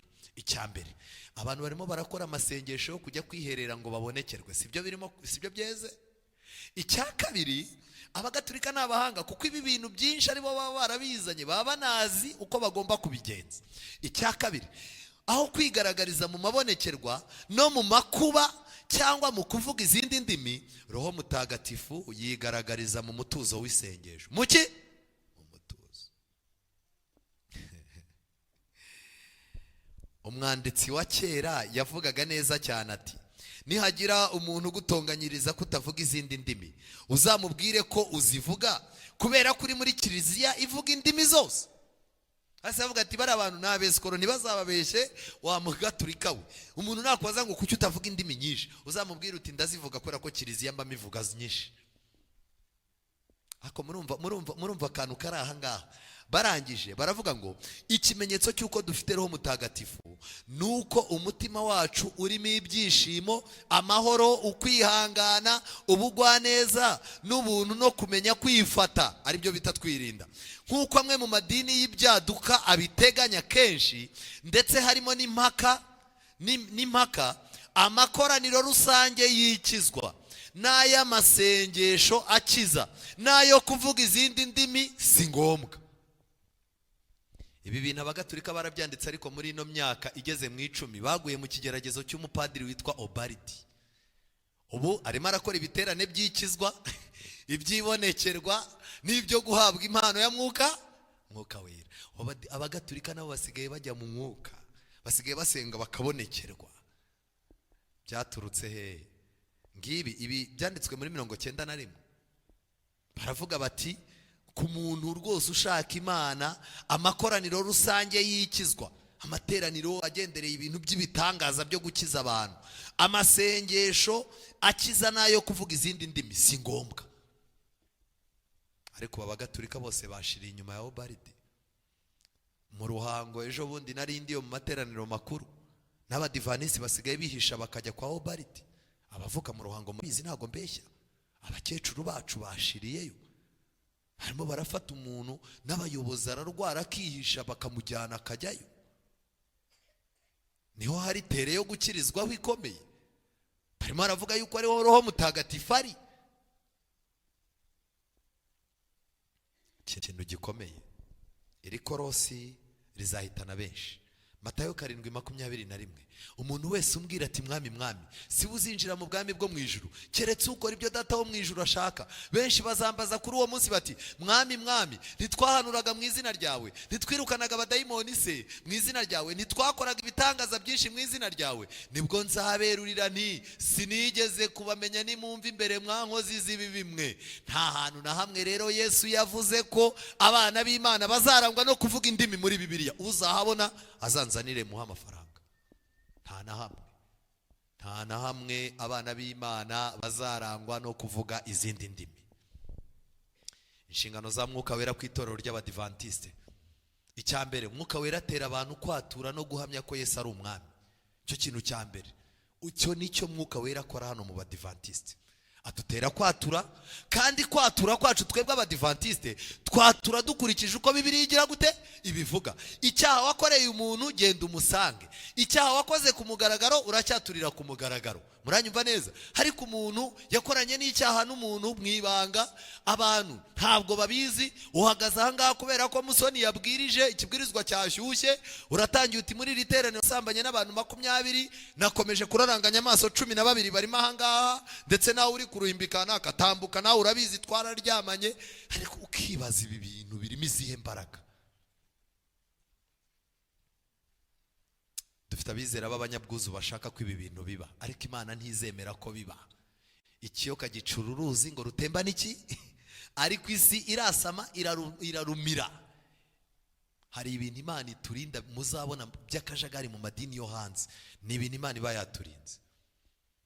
Icya kabiri, Umwuka Wera niwe utsinda akemeza abanyabyaha mu itorero. Ntabwo ari umubwiriza w'igihangange. Iyo tugiye gukora amavuna turicara tutikanaka, ni umuntu uri ku rwego rwiza rushimishije. Hari n'umubwiriza usanga ugasanga afite gahunda kugeza ku myaka 5. Murashaka ivuna mwebwe iwanyu, nkenewe ahantu henshi rega muri ino minsi imeze neza, mfite forume. Uwo ni umubwiriza ufite forume. Forume zigirwa n'abakinnyi b'umupira. Niyo mpamvu mu rubuga rw'imikino baricara kavuga ati kanaka ari mu bihe bye byiza. N'umubwiriza n'ababwiriza asigaye babikubwira. Kubwira ati ubu ndaryoshye muri no minsi, uzampamagare ku Muhima mbereke. Akakubwira ati rero nkurikije iwanyu mufata umwaka utaha nko mu kwa 9, nabwo ntihatagira ikibazo nibatangira kubwiriza hanze, mfite gahunda nyinshi. Noneho rero twebwe tukaba tuzi yuko ibibwirizwa bishyushye byakoreshejwe hano ku ruhimbi ari byo bituma abantu benshi binjira bakabatizwa. Hari n'igihe dushobora kubatiza abantu 80, ijuru riri mu cyunamo ryabuzemo n'umuntu n'umwe, ahubwo uwo muntu akabakanguwe n'umubwiriza w'umuhanga uzi gusetsa. Uriya mubwiriza muzamugarure. Umva yasekeje mabukwe namuzanye gusenga. Ni ukuri mabukwe ataha yishimye arambwira ati mwana wa ufite idini ryiza. Nimumugarura amafaranga y'amavuna nzayabaha ngewe. Mbega ukuntu asetsa, ubundi muzanamuzana ajya biwanjye ansekereze mabukwe. Ariko Mana, Umwuka Wera ibintu arimo gukora muri iri torero ntimushobora kubibona. Icya kabiri, niwe utsinda kandi akemeza abanyabyaha. Icya gatatu, Umwuka Wera niwe utera abantu kwihana no kwemerwa. Kwihana kwemerwa iyo umuntu abyawe n'amazi, ariko akabyarwa n'iki? N'Umwuka. Niyo mpamvu dufite ishuri hariya, abantu iyo bakimara kubatizwa, twebwe ntago tureba nk'Imana, ntituba tuzi, twe tubona abantu bajya muri Yorodani, ntituzi impamvu ibazanye, ntituzi niba bazanakomeza. Ariko itorero ryateganyije ishuri, baradufata ababwiriza batandukanye badushyiramo hariya. Baravuga bataba abantu mujye muhamarana amezi 3 cyangwa 4. Umuntu ashobora no kuba yaraje akabatizwa yikinira, wenda ari n'inkumi baganiriye ityaye, byibuze azafatirwamo n'ijambo ry'Imana, byibuze uwari warapfiriye mu mubatizo abe yazuka abyawe n'Umwuka. N'abantu benshi impamvu zibazana. Umusaza umwe yaje kwihana ku ruhimbi, baramaze bati niki kikuzanye ko tubonye umanutse uri umusaza wiyubashye ukaba uje, niki kintu cy'ingenzi cyane kikuzanye? Arangije ati umusaza kana kaherutse gupfa tubura n'abamuhamba.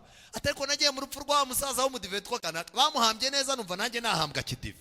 Ubwo arabatijwe aje mu itorero, nta kindi kintu aje gukora nukugira ngo azahambwe neza.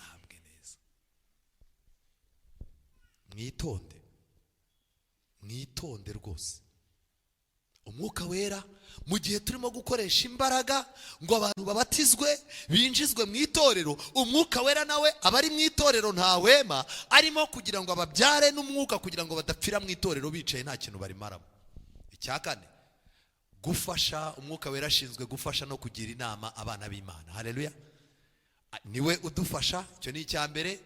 Muranyumva neza? Icya kabiri, kandi noneho niwe nawe utugira iki? Utugira inama. Nashize amasomo hariya muragenda muyandika. Icya gatanu, Mwuka Wera ashinzwe hano mu itorero. Mwuka Wera ashinzwe kutwigisha ukuri no kutuyobora mu kuri kose. Umuntu uri kumwe na Mwuka Wera ariga uyu munsi ibyo atumvise, ejo azabyumva, ejo azumva ibirenze ibyo yumvaga uyu munsi. Niyo mpamvu turirimba indirimbo ngo nzamura maze ngeraho wangeneye mwami wanjye ku rugero rusumbyeho, mwami mfasha ngo ndusheho. Igihe uzabona umwizera uko yasengaga 95, intebe yicaragaho y'inyuma muri 95, icya 10 yatangaga atanga amafaranga 500, noneho nta korari yabagamo, yicaraga mu itsinda ripinga itorero n'ibintu birikorerwamo, ukabona 98 niko ameze, muri 2010 niko ameze, tugeze 2017 niko ameze, uzamenye ko ni ikimenyetso cy'uko nta Mwuka Wera babana. Byonyine iyo ubana na Mwuka Wera agenda akwimurisha intebe, abatangiye dusenga twicaye inyuma twaje kwisanga twicaye ku ntebe z'imbere. Ibyo ni Imana ibikora, ni Imana ibikora. Ikindi kintu gikomeye Mwuka Wera adukorera ni uko Mwuka Wera azatwibutsa.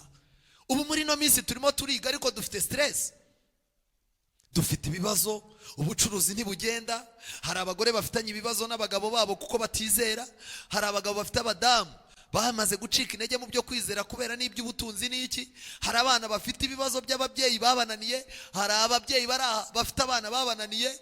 Kubitiraho uyu mujyi wacu nawe urimo gusaba imiguruko, warangiza ugakubitiraho isi igeze n'imeruka iri mu bantu n'ibintu by'Imana bitagifite imbaraga mu mitima y'abantu. Noneho rero fata uwo muntu muzane ngo aje kwiga iby'Imana, uriga watahawe ukumva wafashijwe, ariko ugashaka icyo wize ntukigire gute, ntukibuke. Hari ikintu Imana yasezeranye. Imana irabizi yuko turimo kwiga n'umubiri yacu ifite ibibazo. Iyo twize ukiga, Umwuka Wera ashyiraho icyibutso, kavuga ati aya magambo arayize ariko ayigiye mu mubiri ufite intege nke. Igihe akaga kazaba kegereje, igihe bizaba bibaye ngombwa yuko ubuhamya, ya materaniro ya mu gitondo, ibintu byose, ngo Imana izibutsa abantu ibintu babivuge kurusha babibigishije. Haleluya. Kambabwire, mfite amatsiko yo kuzabona aba bakecuru twigisha batazi gusoma no kwandika, bazindukira mu materaniro akaba atazi intambara ikomeye atayisoma, ariko hari paje yo mu ntambara ikomeye yabitse mu mutwe. Aba bakecuru bazakora umurimo. Mwari muzi ko mu masozo w'ubutumwa bwiza abantu batize ngo Imana izabahagurutsa akaba aribo batanga ubuhamya ku bantu bize. Yego, Imana izabahagurutsa baho ubuhamya abantu bize. Umwuka Wera rero niwe uzaba yibutsa ibintu mwize. Ariko ikintu nasomye cyanangaje, umuntu utarabonye umwanya wo kuza mu materaniro, nubwo tubesha tugasenga isengesho ngo abategeze hano bibagabure mu buryo bw'umwuka, ntago Umwuka Wera yabikora. Umuntu wigomwe, akigomwa amasengesho, akigomwa ibihe byiza agomba gukura mu nzu y'Imana, yarangiza akajya hanze, azabona igihombo. Kandi niwe uzamenya neza ibyo Salomo yavuze yuko umunsi umwe mu nzu y'Uwiteka uruta imyaka 1000 hanze. Bibiliya igahita ivuga mu byeshe ngo hanze hazaba imbwa n'iki n'abarozi. Mwirinde kuguma hanze, ukurya munsi urushaho kutwegera, turusheho guterana kwera. Inshingano ya 6, Umwuka Wera atanga inshingano mu itorero, kandi akaba n'umuyobozi w'ikirenga mu itorero. Haleluya. Niwe utanga inshingano. Hari igihe twicara, yego nibyo, ushobora kwishyiraho abayobozi bawe 3 mukoresheje amarangamutima yanyu, mucomekemo n'uwiwacu, mucomekemo tuzamwungukiraho, mucomekemo, ariko Imana ikareba ikavuga iti inama y'itorero birakomeye. Wajya kubona ukabona yizamuriye nk'umubyeyi utarize amashuri menshi ariko ukunda Imana, w'umukecuru, yarangiza ikamushinga abadiyakoni. Buri munsi bakazaza bafata imyanzuro bakamubwira bati dusengere busoza. Umukecuru yarangiza agasenga isengesho ati Imana, aho twibeshye utubabarire. Wari wibeshye n'abanyamanyanga bose bakavuga bati mva uriya ni umuntu w'Imana. Imana ntabwo izemera ko itorero ryawe riyoba. Mu bintu byose tuzakoresha amarangamutima yacu, izacomekamo umuntu wayo kugira ngo ibintu byayo bitazaseba. Kandi ikindi kintu gikomeye cya 7, Mwuka Wera asobanura amasengesho yacu ngo agere ku Mana asobanutse. Kubera iki? Muri iri torero ry'Abadivantisiti ntago tumeze nk'andi madini. Andi madini yo padiri na pasiteri bafite n'akazi ko kuzamura amasengesho y'abizera akajya he? Akajya ku Mana. Muri Kiliziya Gatolika abasaseredoti, abapadiri, intebe ya penetensiya, abo bantu bose bashyiriweho kugira ngo amasengesho y'abantu atazamuka agazamuke. muri aya madini mashyashya harimo abinginzi, muranyumva neza, hari abasunitsi, hari abakina amatsinda atandukanye y'abantu b'amasengesho bashinzwe gusengera umukumbi, ibitagendaga bikagira gute? Bikagenda. Ariko muri iri torero ryacu ry'abadivanisiti nta ntebe ya penetensi yihari. Pasiteri ni umuntu usanzwe nkawe, umubwiriza nkanjye ndi umuntu usanzwe nkawe. Ikibazo cyane utagishyira Imana uzamenye ko uhuritse. Muri iri torero umwuka wera yihaye inshingano. Muri iri torero ry'abadivanisiti, abadivanisiti barabizi ko batazi gusenga neza, niyo mpamvu basoresha isengesho rivuga ngo aho ibyo tutasabye n'ibirenze ibyo twasabaga umwuka wera atwongerereho. Iryo ni isengesho ry'abadivanisiti gusa, nta rindi dini uzarisangamo. Ni Bibiliya ibivuga. Umwuka wera niwe usobanura amasengesho yacu, yarangiza akayajyana mu ijuru nk'umubavu uhumura neza. Kandi ikindi gikomeye cya 8, umwuka wera niho itorero impano zihariye, yaba imyuga, ubukorikori, imbaraga zidasanzwe zo kuyobora. Abatari abahanuzi mu butayu barahanuraga, ibyo byose byari umwuka wera wabibahaga. Ariko icyo tubona ngiki, n'ubwenge budufasha gukorera amafaranga. Muzasanga iyo ugeze mu itorero, abantu benshi tutabeshye, abantu benshi nimwamenyeye kubona amafaranga muri iri torero. Tujye tuvugisha ukuri, hari abantu baje hano bambara ibintu by'ibibodaboda, nta n'umukandara agira, yarafatiye mu mujyi wa Kigali, ari umukozi wo mu rugo n'ibiryo bya kizungu atabizi. Ariko umunsi wa none ni umusirimu, usanga yaragiye ariga amashuri, yubatse ikizu. Reka mbabwire, hari impano Imana yashyize mu itorero kugira ngo abantu bavukiye mu miryango itabitayeho, abantu basigajwe inyuma n'amateka n'ubuzima bubi, nibagera mu itorero n'abari hanze y'itorero babone ko mu itorero umuntu yahageze abavuye mu rupfu ageze mu bugingo. Nabaha ubuhamya, nabaye muri iri torero ndi muto. Ubuzima bwanjye bwari bumeze nk'ishashi iri mu kirere. Ariko uyu munsi wa none njyewe tuvugana ndi mu ntoki. Ntabwo ari ibintu byo kwirata ngo bimarire iminota hano, ariko nshimira Imana yuko ikintu ntigeze mbona mu muryango wacu cyangwa bene wacu, cyangwa se wenda ngo hagire umuntu ungira inama cyangwa nkunde cyane, kubwo kubana n'Imana. Hari impano yampereye ahangaha, njya mu ishuri nsanga ibyo biga mu ishuri bihuye n'ibyo nize, Imana inyigisha nta muntu unyigishije. Abantu muri ahangaha mwambera abahamya, iki mujye mukimenya. Hari abantu benshi bamenye gushaka amafaranga, bagira n'ubuzima bwiza bageze mu itorero. Iyo nanone ni inshingano ya Mwuka wera muri iri torero. Ikindi, Mwuka wera niwe uduhamiriza ko turi abana b'Imana. Muri cya gihe urimo kumva ijwi rikubwira ngo nturi umuntu w'Imana, ijwi rikubwira ko uzarimbuka, ijwi rikubwira iki, nigeze kumara iminsi nk'itatu ijwi ryarambwiye ko natutse Umwuka wera. Twaragiye tujya mu byumba turasenga, noneho ndicara ngereranya ibyumba twari tumaze kujyamo. Twajyaga mu byumba za Kicukiro, ni muri za 98, 99, igihe abantu bashakaga Imana bakoresheje imbaraga zabo. Tujya mu cyumba rero, abantu bakaza batanga ubuhamya, umuntu akambwira ibyo Yesu yamukoreye nijoro, undi nkavuga ruzi ko ari njye wasigaye muri analogue. Noneho rero nza kwicara nsanga muri iryo teraniro nta kintu nari navuga n'umunsi n'umwe, natutse Umwuka wera tu. Sinzi ukuntu rero nicaye mbitekerezaho, ndeba ubuzima bwanjye, ndeba intege nke zanjye mu bya Mwuka, ndavuga ni narawututse. Nakubise iminsi 3 ntasenga, ndyama nk'inka, nibaza icyatumye mvukira ku isi, numva nta kintu kinejeje. Aho hantu nahakuye n'igitabo cyitwa Kugana Yesu. Gusa murumva icyumba cyari kingejeje. Mukomeze mu byumba, icyo muzakuramo muzabibona. Yesu yaravuze ngo mu minsi y'imperuka abantu bazababwira ngo Yesu ari hehe? Ari mu kirambi. Nibabwira ngo ari mu kirambi ntimuzagire gute? Ikindi kintu gikomeye hariya, Umwuka wera aduhamiriza ko turi abana b'Imana, adahereye ku mirimo myiza twakoze mu rusengero, adahereye ku bintu bikomeye cyane, ahubwo ahereye yuko yatangiye umurimo muri twebwe izagira gute? Izawusoza. Icya 10, Umwuka wera afasha itorero kumenya ibihe biri imbere bya gihanuzi. Mu bintu byo guhanura, Umwuka wera ntago muri iri torero abereyeho gutuma njyewe musoni nababwira nti muri iki cyigisho ngiye kubigisha hari ibintu 3 neretswe bidasanzwe. Nimwumva umubwiriza arimo kuvuga ko yabonye ibintu bidasanzwe, akababwira yuko hari ikintu Imana yamwongoreye, akababwira ko mu buryo budasanzwe hari iyerekwa yabonye muzatinye uwo muntu mutangiye mugirira amakenga. Mwuka Wera yaciye muri iri torero arifasha kumenya ibihe biri imbere bya gihanuzi. Niyo mpamvu rero muri iri torero ryacu ntiduteneye umubwiriza uhagarara hano ngo avuge ngo wowe wicaye inyuma wambaye ingofero y'umutuku ejo waragiye urya muri restaurant. Abantu barya muri restaurant barahamungana iki? N'abadamu basigaye barya muri restaurant kuko ntago mwirirwa mu rugo. Hano hari umugabo waje akubise umugore we, hari umugabo waje yitotombye, hari umudamu uje acitse umugabo bashwanye mu gitondo bapfa baposho. Muri Kigali ninde utapfubiranya n'undi ku mafaranga y'iki gihe? Yiposho nayo ko yabaye make. Ubiteraniro nk'iri ryaburamo umuntu wumva ubuzima bwe bwihebye yenda kwiyahura. Hano hari umuntu amaze iminsi ahekenya amenyo, muri iki cyumweru yararyamye azimya amatara yikingirana mu nzu ariheba. None rero tambuka cyangwa Umwuka Wera gutamazi. Hano habura umuntu wihebye.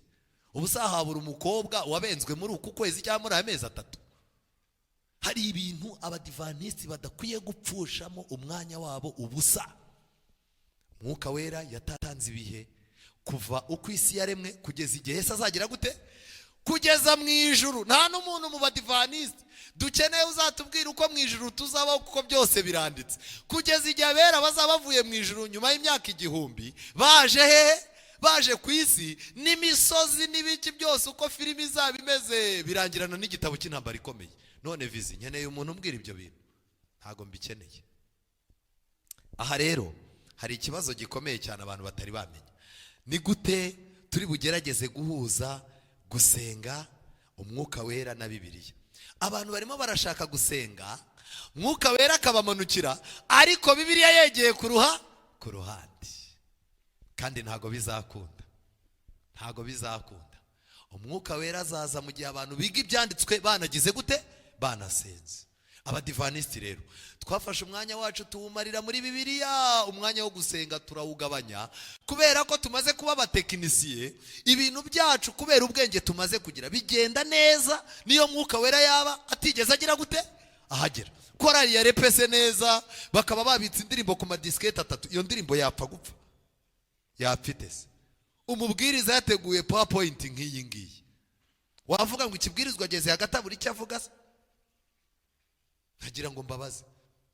Umwuka Wera abantu bashobora kwiga ijambo ry'Imana ariko kubwo kudasenga Umwuka Wera ntashobora kuboneka. Niyo mpamvu ikibazo amadini yo hanze afite, arashaka gusenga umwuka akamanuka nta byanditswe. Ikibazo natwe dufite, turashaka kwiga ibyanditswe gusa tukabisobanurisha ubwenge bwacu nta kugira gute? Nta gusenga. Niyo mpamvu icyuho bariya bafite kirajya gusa nicyo tugize gute? Nicyo dufite. Elena White turebe nawe uko byamugendekeye. Ibi bintu birakomeye. Satani amaze kwitegereza umurimo Elena White yatangiye, yamwohereje abantu ngo bamugushe. Hari mu mwaka w'1908. Iriya ni imyaka Elena White hariya yaburaga imyaka 7 ngo asinzire ave muri ubu buzima.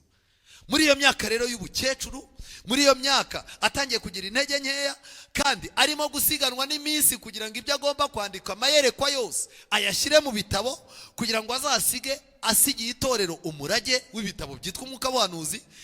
Muri icyo gihe arushye kandi afite izo ntege nke, nicyo gihe Satani yamwoherereje abantu. Mujye mwitonda. Harya mujye mubona yuko ibyaha byinshi tubikora iyo twarushye.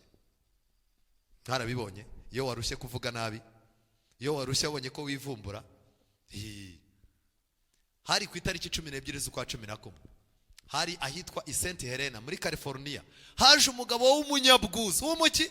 Umva, niba hari ijambo risigaye rintera ubwoba ndimo kwiga amateka y'itorero, ni ijambo ry'umuntu witwa umunyabwuzu.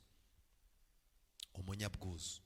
Hari umumama mushyashya waje ariko sinzi niba ari n'umudive, ariko ni umunyabwuzu we. Abamama b'abamifemo bagatangira bakagiwe akabasura akabasengera akagira gute kandi ntaranabatizwa. Kubera iki? Ni umunyabwuzu. Barimo barajya kumushyira ibibazo, ndi umudamu umuyobozi w'itorero, umugabo wanjye ntitwumvikana, umva ni ukuri urugo rwacu ubona nta n'Imana ihari ntakubeshye n'ibiki byose, tuzasenga Imana izabikemura, ica inzira aho zitari, imisozi irayisatura.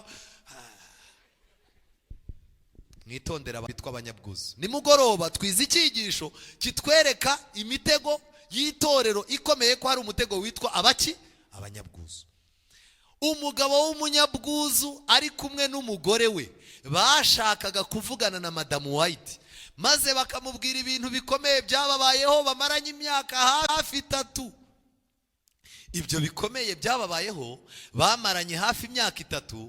Ibyo byatangiye kubabaho nyuma y'uko bari bamaze iminsi myinshi biyiriza ubusa kandi basaba guhabwa Mwuka Wera, kugeza ubwo ibitonyanga binini by'ibyuya byaje ku maso habo. Nkuko babyivugiye bizeraga ko bahawe Mwuka Wera kubera ko bagize ibitonyanga by'ibyuya binini. Ariko mbabazi, ubu amadini atuzengurutse barashyiramo umuziki bakitera hejuru, icyuya kikaza, imitsi igakora. Urumva wa mukecuru w'imyaka nka 60 watangiye gutangira kuzaza agagara ibirenge utiterura, yafashe pendo mu maboko arimo arayicugusa. Ubwo amaboko arimo arakora, ijosi arimo ararigira gutya ngo umwuka yaje, arimo aritera hejuru. Uyu mukecuru amaze iminota 20. Harya imitsi irakize cyangwa ntabwo ikize? None se kuba kize ni Umwuka Wera cyangwa ni siporo akoze? Ibyuya byaje ntago byaje. Aba bantu nabo barasenze. Aba bantu barasenze kandi ntago bari bavuye muri indi dini. Nawe yitavuga ko ari abantu bari mu itorero mo hagati. Baramubwira ati twe twasenze, twakoze amasengesho yo kwiriza ubusa, twari dufite icyumba gishyushye, turiga turaganira, twiga iby'Imana cyane, kugeza ubwo twagiye kubona icyatubwiye ko Mwuka Wera aje. Twagiye kubona tubona buri muntu mu maso ye hari ibitonyanga by'ibyuya byaje ku maso ye binini. Noneho bibwiraga yuko babonye Mwuka Wera nk'uko byagendekeye intumwa za mbere, kandi bemeza yuko bavuze n'izindi ndimi, kandi ko bakoranye umurava bagafasha n'abandi kugira ngo nabo bagerweho n'ibyababayeho. Bari baratawe muri yombi n'ubuyobozi bw'umujyi bubaziza kuyobya intekerezo z'umwana bakazikururaho. Aba bantu kubera ya gahunda yo kujya gusura abantu mu ngo, baragiye bajya gusura umudamu wari wifurwarije umwana indwara isanzwe. Bahageze wa mwana baramusengera, indwara yari arwaye bayimukuramo, bamwaturiraho iyindi ndwara. Noneho umwana yaba ari kumwe n'ababyeyi bakabona umwana ntahari, ibitekerezo byaragiye. Naho bababwiriza bari uriya mugabo n'uriya mugore, wa mwana bamugize ikintu kibamo imyuka izazi bayobora aho bari buke. Abadivanisi benshi barimo barajyana abana babo gusengeshwa, abarimo barajyana abagabo babo bihishe. Abantu benshi barimo barava mu materaniro yacu mu itorero ryacu, barangiza bakagenda barwaye indwara zagombaga gukizwa n'imiti cyangwa kwirinda. Abo bantu ngo bazagaruka barwaye indwara zidashobora kubonerwa umuti hano keretse basubiye aho bagize gute, aho baririye izo ndwara. Kubera iki? Hari indwara Satani aziterera abantu anihindura umuvuzi. Ubutumwa bwatoranijwe volume ya 2 page ya 43. Mwandike iyo page mutahe muyisome. Ndetse ngo Satani azabona adakwiye kwigumanira iyo mpano, ngo n'ababwiriza abona bakunzwe, aba bantu b'abanyabwuzu, abantu abona bakunzwe cyane, ngo nabazabaha impano yo kuba bazaza bagenda bajye guteramo abantu izo ndwara. Nibarangiza ujye kumva wumva umuntu arakubwiye atari ko atuzi ko wa muntu w'Imana yambajije uko umerewe. Undi ati ndaho hari ku mwana yararembye noneho neza, n'umugabo yabyimbye ibirenge, ubu mfite akaboko kagagara nagakurura kakanga, mfite ikintu gishyuha mu kirenge kikazamuka mu gutwi kumwe. Yarangiza atari ko wa muntu w'Imana ko aheruka iwawe agusabira urubyaro ubizi ko mutabyaraga, wazamutabaje kuri iki kibazo ko agufitiye igisubizo, kuko yasize indwara ari uyisize muri urwo rugo, ni nawe uzagira gute, uzayakura. Musome iyo page. Aba bantu rero bari barageze ubwo ubuyobozi bw'umujyi bubahiga. Uriya mujyi nababwiye muri Amerika, barabareze baragenda barabafunga. Amateka ni maremare. Bamaze kubafunga babona ntibazafungurwa, bihindura abasazi. Ku munsi wo kubacira urubanza ngo barabitegereza, batumva nta leta ya Amerika nibaho yacira umusazi urubanza. Page navuze niyo muyobozi, niyo yego, page ya 43 volume ya 2 ubutumwa bwatoranijwe. Ndatekereza niyo ni kwisubi ya 2 n'iya 3. Yego. Noneho ikintu gikomeye cyabaye, leta ya Amerika baricara bati ntabwo ducira urubanza abasazi, kandi aba bantu basariye muri gereza, mubarekure bigendere. Noneho bamaze kubarekura bagenda batanga ubuhamya ngo Mwuka Wera yarababwiye ngo bihindura abasazi. ngo nicyo cyatumye ngo niko Mwuka Wera yabacikishije. Mbabaze, Mwuka Wera ibyo bintu yabikora? Ena White rero barangije baraza, bavugaga ko binyuze mu gusenga bari barakijije abarwayi kandi birukana abadimoni, ndetse bakora n'indi mirimo myinshi itangaje. Hashize ibyumweru 2 ari warimo kwandika Ena White, baraje bashaka kuvugana nawe ku musozo w'ikiganiro, bamusabye ko basenga. Ena White arabyanga. Agira gute? Reka tugusabire Mwuka akuyobore mu rugendo rwa Ena White. Reka tugusabire umugisha ku Mana. Nubwo tutumvikanye kubyo twagiye tuvuga, Ena White bamubwiraga iby'Imana yabakoreye muri ayo manyanga yabo, nawe atumva hari ibyo nzi Imana yankozemo kandi nayo ubwayo yabera umuhamya bitari ngombwa kubikuratira. Twebwe rero igihe turimo ntabwo ari igihe cyo kurata iby'Imana yakoze muri wowe, ahubwo Imana izahamagara abantu bazane bakwige kukuri isomo hari icyo Imana yakoze muri wowe. Ariko usanga umuntu arimo kubwira nyamuneka mujye umva muzamu umwanya hariya ku rusengero babwire hari ibintu byinshi Imana yakoze muri njye, nyamara mwe nuko mumpinga mugira ngo nibyo byacya, muzamu umwanya mbemeze. Ariko umva, muri uyu munsi ndatangaye, hari umuhungu twiganaga ubuzima bwaramucanze, kwiga mu ishuri biranga, twakubitanye arankurura mu mujyi, tamaze se bimeze gute? Ati sawa.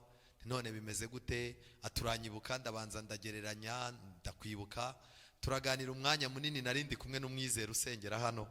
Arangije yari afite ibitelefone nka 3 binini, arimo gutandukanya amaguru bya bindi by'abasirimu bigezweho. Uwo amaguru ntabwo akegerana, abantu bafite ukuntu asigaye ahagarara ukabona nta nemye, arimo arazunguza amaguru areba kuri telefone, nta n'ikintu arebaho, ubona areba ruguru. Utwo tuntu twose aratwikora, nge ndakomeza ndamureba kuko ku ishuri naramuyoboraga. Ndangije akantu kose uvuze ashimwe cyane, ijwi yararinize. Arambwira ati mfite ikiganiro Vendredi ntanga ku mucyo. Arangije ambwira ati ariko nta nubwo nabiguhisha, atundi umushumba. Ese byagenze gute? Ati nyine nabonye ibintu bisa naho birimo kugenda ubuzima bugora muri ibyo ngibyo. Ati ariko ntukine, mfite idini rikomeye Kimironko, mfite idini rikomeye. Arangije anyaka telefone, njyewe nirinze gufata telefone ze. Kubera iki? Ena White yanze isengesho. Mujye mwirinda gutanga amakuru n'ama information arimo kubera mu ngo zanyu muyaha abantu mutazi uko bateye. Siko turi kumwe ko tubonana duhuriye ahanga. Tugiye kuvuza uriya mugabo wanjye amaze iminsi arwaye, ariko njyewe mbona ibi bintu bishobora kuba ari amagini pe. None se kwa muganga hose ko baburi icyo umugabo wanjye arwaye, mpa nimero za telefone nzagukenera. Kuva urimo kujyana umuntu kwa muganga, ariko ukaba ujyanye umuntu kwa muganga utizeye ko kwa muganga ari buhakirire, ukeneye abavura abadayimoni nyine, nimero urazimuha.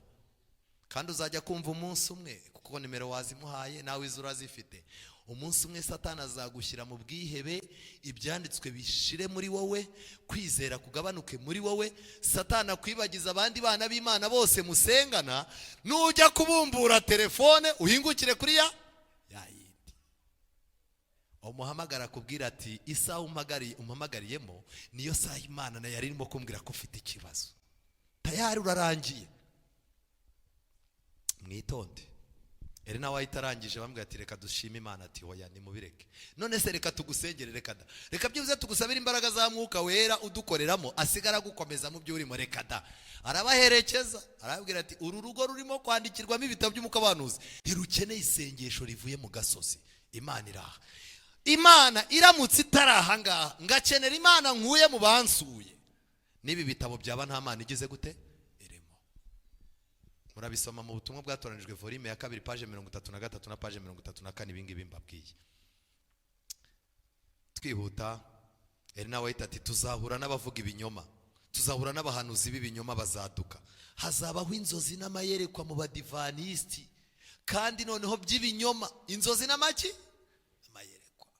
Abadive kubera ko bazaba ari abashyitsi muri ibi bintu kuko badasanzwe muri Babuloni, nugize inzozi z'ikinyoma azazita iyerekwa, nugize iyerekwa aryita iki? Inzozi. Kandi mubwirize, Ena White arangije agira inama itorero, mubwirize ijambo ry'Imana, ntimutandukane n'ijwi ry'Imana rivugira mu ijambo ryayo. Dufite abadivanisi barimo gukora urugendo, barimo kujya za Byumba mu butayu, barimo kujya hehe za mu Kigali nahe ngo bagiye kumva ijwi ry'Imana yuko Imana ibemera, kuko imyaka yose ngo bicariye hano ntibarumva ijwi ry'Imana ribabwira ko igize gute ibazi.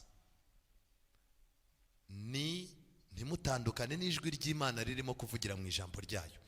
Ntimugire icyo mukundira kubayobya intekerezo. Ibitangaza, ibintu by'agahano bizabaho kandi bigaragazwe binyuze mu bushukanyi bwa Satani. Ibitangaza bikomeye ibyo abantu bihimbiye bizemerwa. Mwitondere ibi ngibi byose. Wera na White. Twerekere ku musozo w'ikigisho cyacu. Intambara ikomeye, page 431. Nuko rero ubwo umwanzuro ntakuka wo mu buturo buziranenge uzatangazwa, maze isi yose igatangarizwa icyo yagenewe bidasubirwaho, abatuye isi ntibazabimenya. Kubera iki batazabimenya?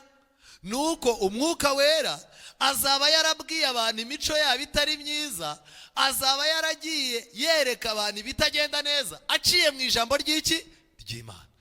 Abazaba baragiye babana n'Imana mu ijambo ryayo no mu gusenga, bazaba baragiye bamenya uko ijuru rimeze. Kandi Elena White yaranditse ngo abantu bategereje kugaruka kwa Yesu bize kandi bakizera ubutumwa bwa marayika wa gatatu, ngo mbere yuko Yesu aza amakuru yose bazaba yafite. Haleluya. Ndetse ngo iyo tariki, nubwo bavuga ngo iyo tariki yo kuza kwa Yesu ntabwo izwi, ariko ngo mbere gato yuko Yesu aza, itsinda ry'abategereje kugaruka kwa Yesu bo bazareba ku biti ngo babone byanditseho.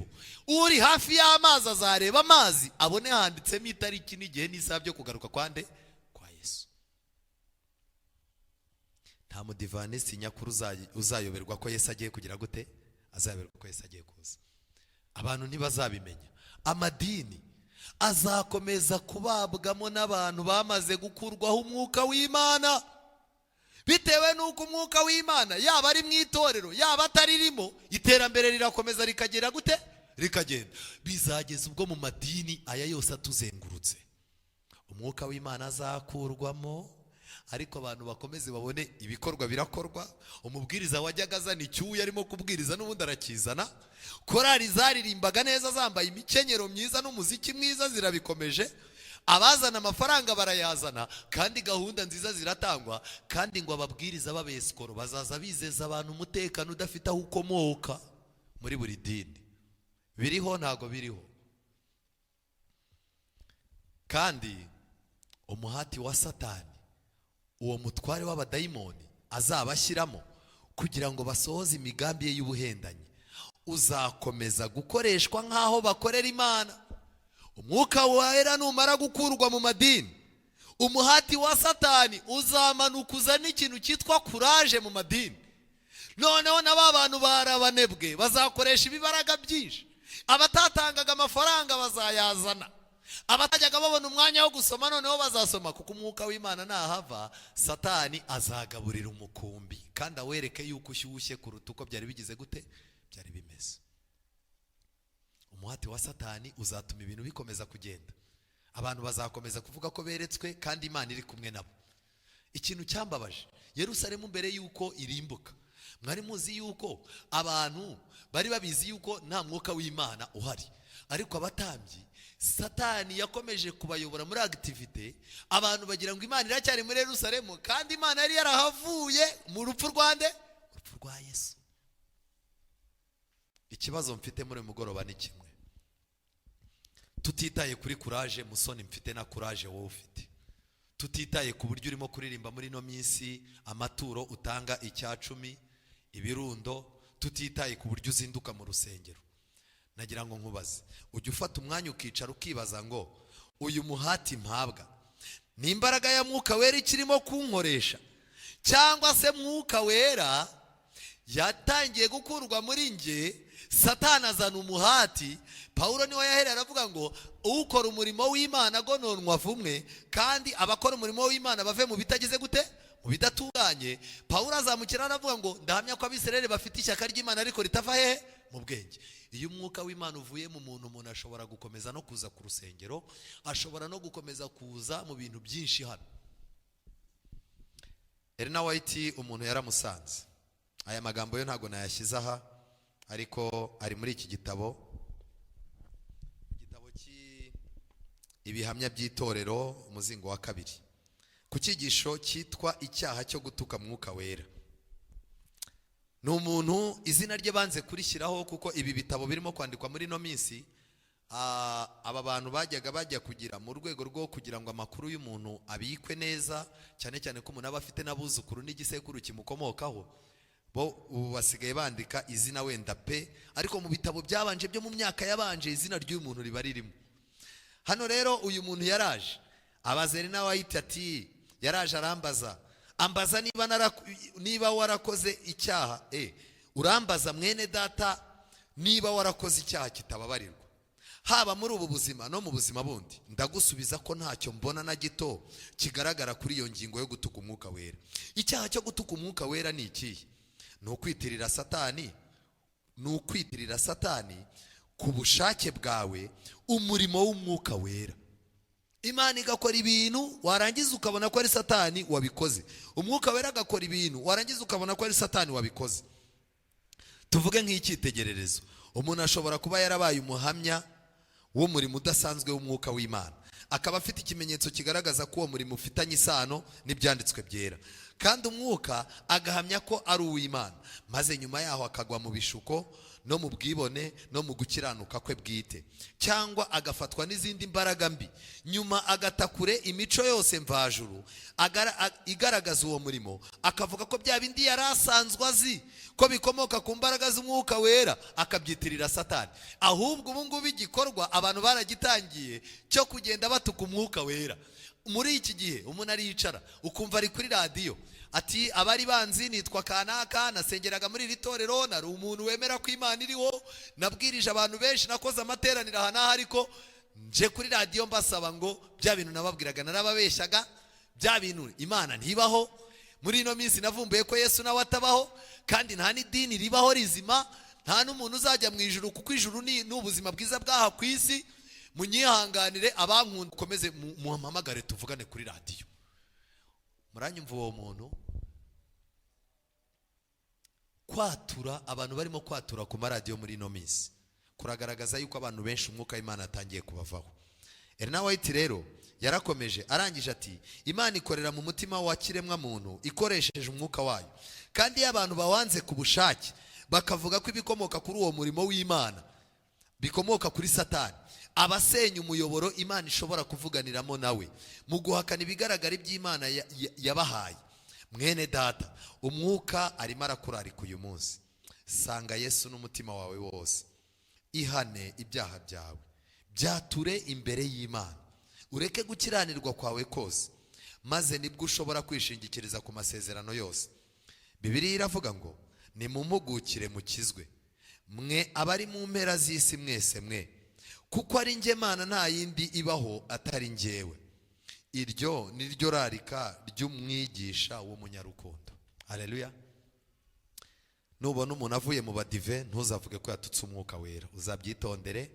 Njya numva abantu benshi babivuga, wakubitana n'umuntu yaravuye mu badive ugahita uvuga ngo yatutse Umwuka Wera. Hoya, ahubwo yahakanye amahame, kandi guhakana amahame y'itorero kuko akomoka muri Bibiliya, ubuhakanye Bibiliya mu minsi iri imbere uhakana n'Imana kwibaho. Burya gusubira inyuma bifite etape, kimwe no kujya mu Mana bifite iki? Bifite etape. Icyakora nta muntu n'umwe twemererwa kuba twareba dukurikije icyaha yakoze ngo tuvuge ko yatutse Umwuka Wera. Ariko bana b'Imana, nagira mbabwire ibi bintu twize muri uyu mugoroba niko kamaro ka Mwuka Wera mu itorero. None nagira ngo mbabaze, mukurikije ibyo twize, Umwuka w'Imana mu itorero arahari cyangwa ntabwo ahari? Abemera ko ahari muhaguruke. Imana ibaha umugisha. Imana idukuremo amagambo y'urucantege atuma tubona ko mu nzu y'Imana Imana idahari. Kandi buriya mu minsi isoza mu itorero ry'Imana ikibazo cyagaragaye i Karuvari kizagaragara mu itorero. I Karuvari n'abigishwa ba Yesu baramurebye, n'abantu bahageraga bose babonaga Imana isa naho yaneshejwe, ngo ariko nibwo buryo bwiza Imana yari yanesheje. Haleluya.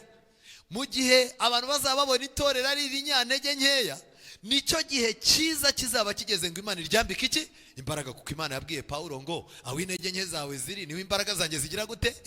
Kuko igihe rero Pawulo yaravuze ngo nzirata intege nke zanjye kugira ngo imbaraga ze zibone aho zuzurira muri njye. Muri uyu mugoroba Imana itwambika imbaraga, Imana idukundishe ijambo ryayo, imbaraga ya Mwuka Wera yongere ituruhure, natwe turarushye, yongere idukundishe itorero, yongere idukundishe Kristo, yongere idukundishe imbaraga y'Umwuka Wera, idukundishe indirimbo, idukundishe amateraniro. Iyi imbaraga y'Umwuka Wera idutera urukundo rwo gukunda abantu, twumve turyohewe no kubaho, kandi idutera icyizere yuko nubwo ibyo tubona ari umwaku tuzasarura iki ishimwe. Kandi muri uyu mugoroba buri sengesho rya buri wese ribe ngo nubwo ibyo mbona imbere, nubwo ibindi imbere byose byankoma mu nkokora, nta cyambuza kwiratana komatana nawe mwana w'intama. Birimo biragaragara yuko ibintu birimo biradukoma mu nkokora, ubutunzi burimo buradukoma mu nkokora, akazi karimo karadukoma mu nkokora, urubyaro rurimo ruradukoma mu nkokora, ubuzima bwacu bwa gisore burimo buradukoma mu nkokora, ahazaza hacu naho harimo haradukoma mu nkokora. Ntabwo ukwiye guheranwa n'ibyo ngibyo. Rero umudivanisiti uyu munsi wa none arasabwa gutangira kuririmba ngo nubwo ibindi imbere byose byankoma mu ki mu nkokora, nzakomeza komatana nawe mwana w'Imana. Dusenge. Uwiteka Mana nziza, izina ryawe rihabwe icyubahiro. Dushimishijwe n'ibihe byiza waduhaye, ijambo ryawe ritweretse icyo urimo gukora mu itorero mu gihe nk'iki, kandi ritweretse ko tudakwiye gutwarwa n'ibirimo kubera hanze, kuko ari aharindirwa imyuka mibi n'abadayimoni. Uturinde kuba hari impano, umusaruro n'ikintu icyo ari cyo cyose twakura muri Babuloni tukizana mu nzu yawe. Iri torero ni itorero ry'ukuri, abaritangiye batangiye bari kumwe nawe kandi babyizeye. Natwe muri uyu mugoroba twese turahagurutse duhamije yuko uri kumwe natwe. Reka rero nubwo muri twebwe hari abantu isi yamaze kumena amaso, duha amahirwe tukabakabe tukumve hafi yacu. Nubwo muri twebwe hari abantu ibyiringiro byamaze gukonoza, reka twumve yuko uri kumwe natwe. Reka uyu mugoroba ubwo tugiye gutaha kuri iri sengesho ryacu risoza aya materaniro y'uyu mugoroba, dutahe dushimiye ko wabanye natwe, kandi imitima yacu yitegure, utwigishe gukoresha amasaha yacu neza, kugira ngo ku munsi w'ejo tuzongere tuboneke aha turi kumwe nawe. Reka abana bawe bahemburwe nawe badahembuwe n'imbaraga iyo ari yo yose. Reka abana bawe bagira imigisha bakomora mu mbaraga zabo wabahaye mu by'ubutunzi. Reka abana bawe muri iki cyumweru cy'amateraniro makuru baryoherwe n'inzu yawe nziza wabazanyemo. Reka n'abataraza muri iri torero ubatere kurikunda, kandi Mwami Uwiteka udutere kugira imibereho myiza itumana abatureba bahera ko bakaguhimbaza. Ngaho rero buri muntu wese uri aha ngaha umubere igisubizo cy'ikibazo yari afite aza muri iyi nzu yawe, tubisabye mu izina rya Yesu, amen.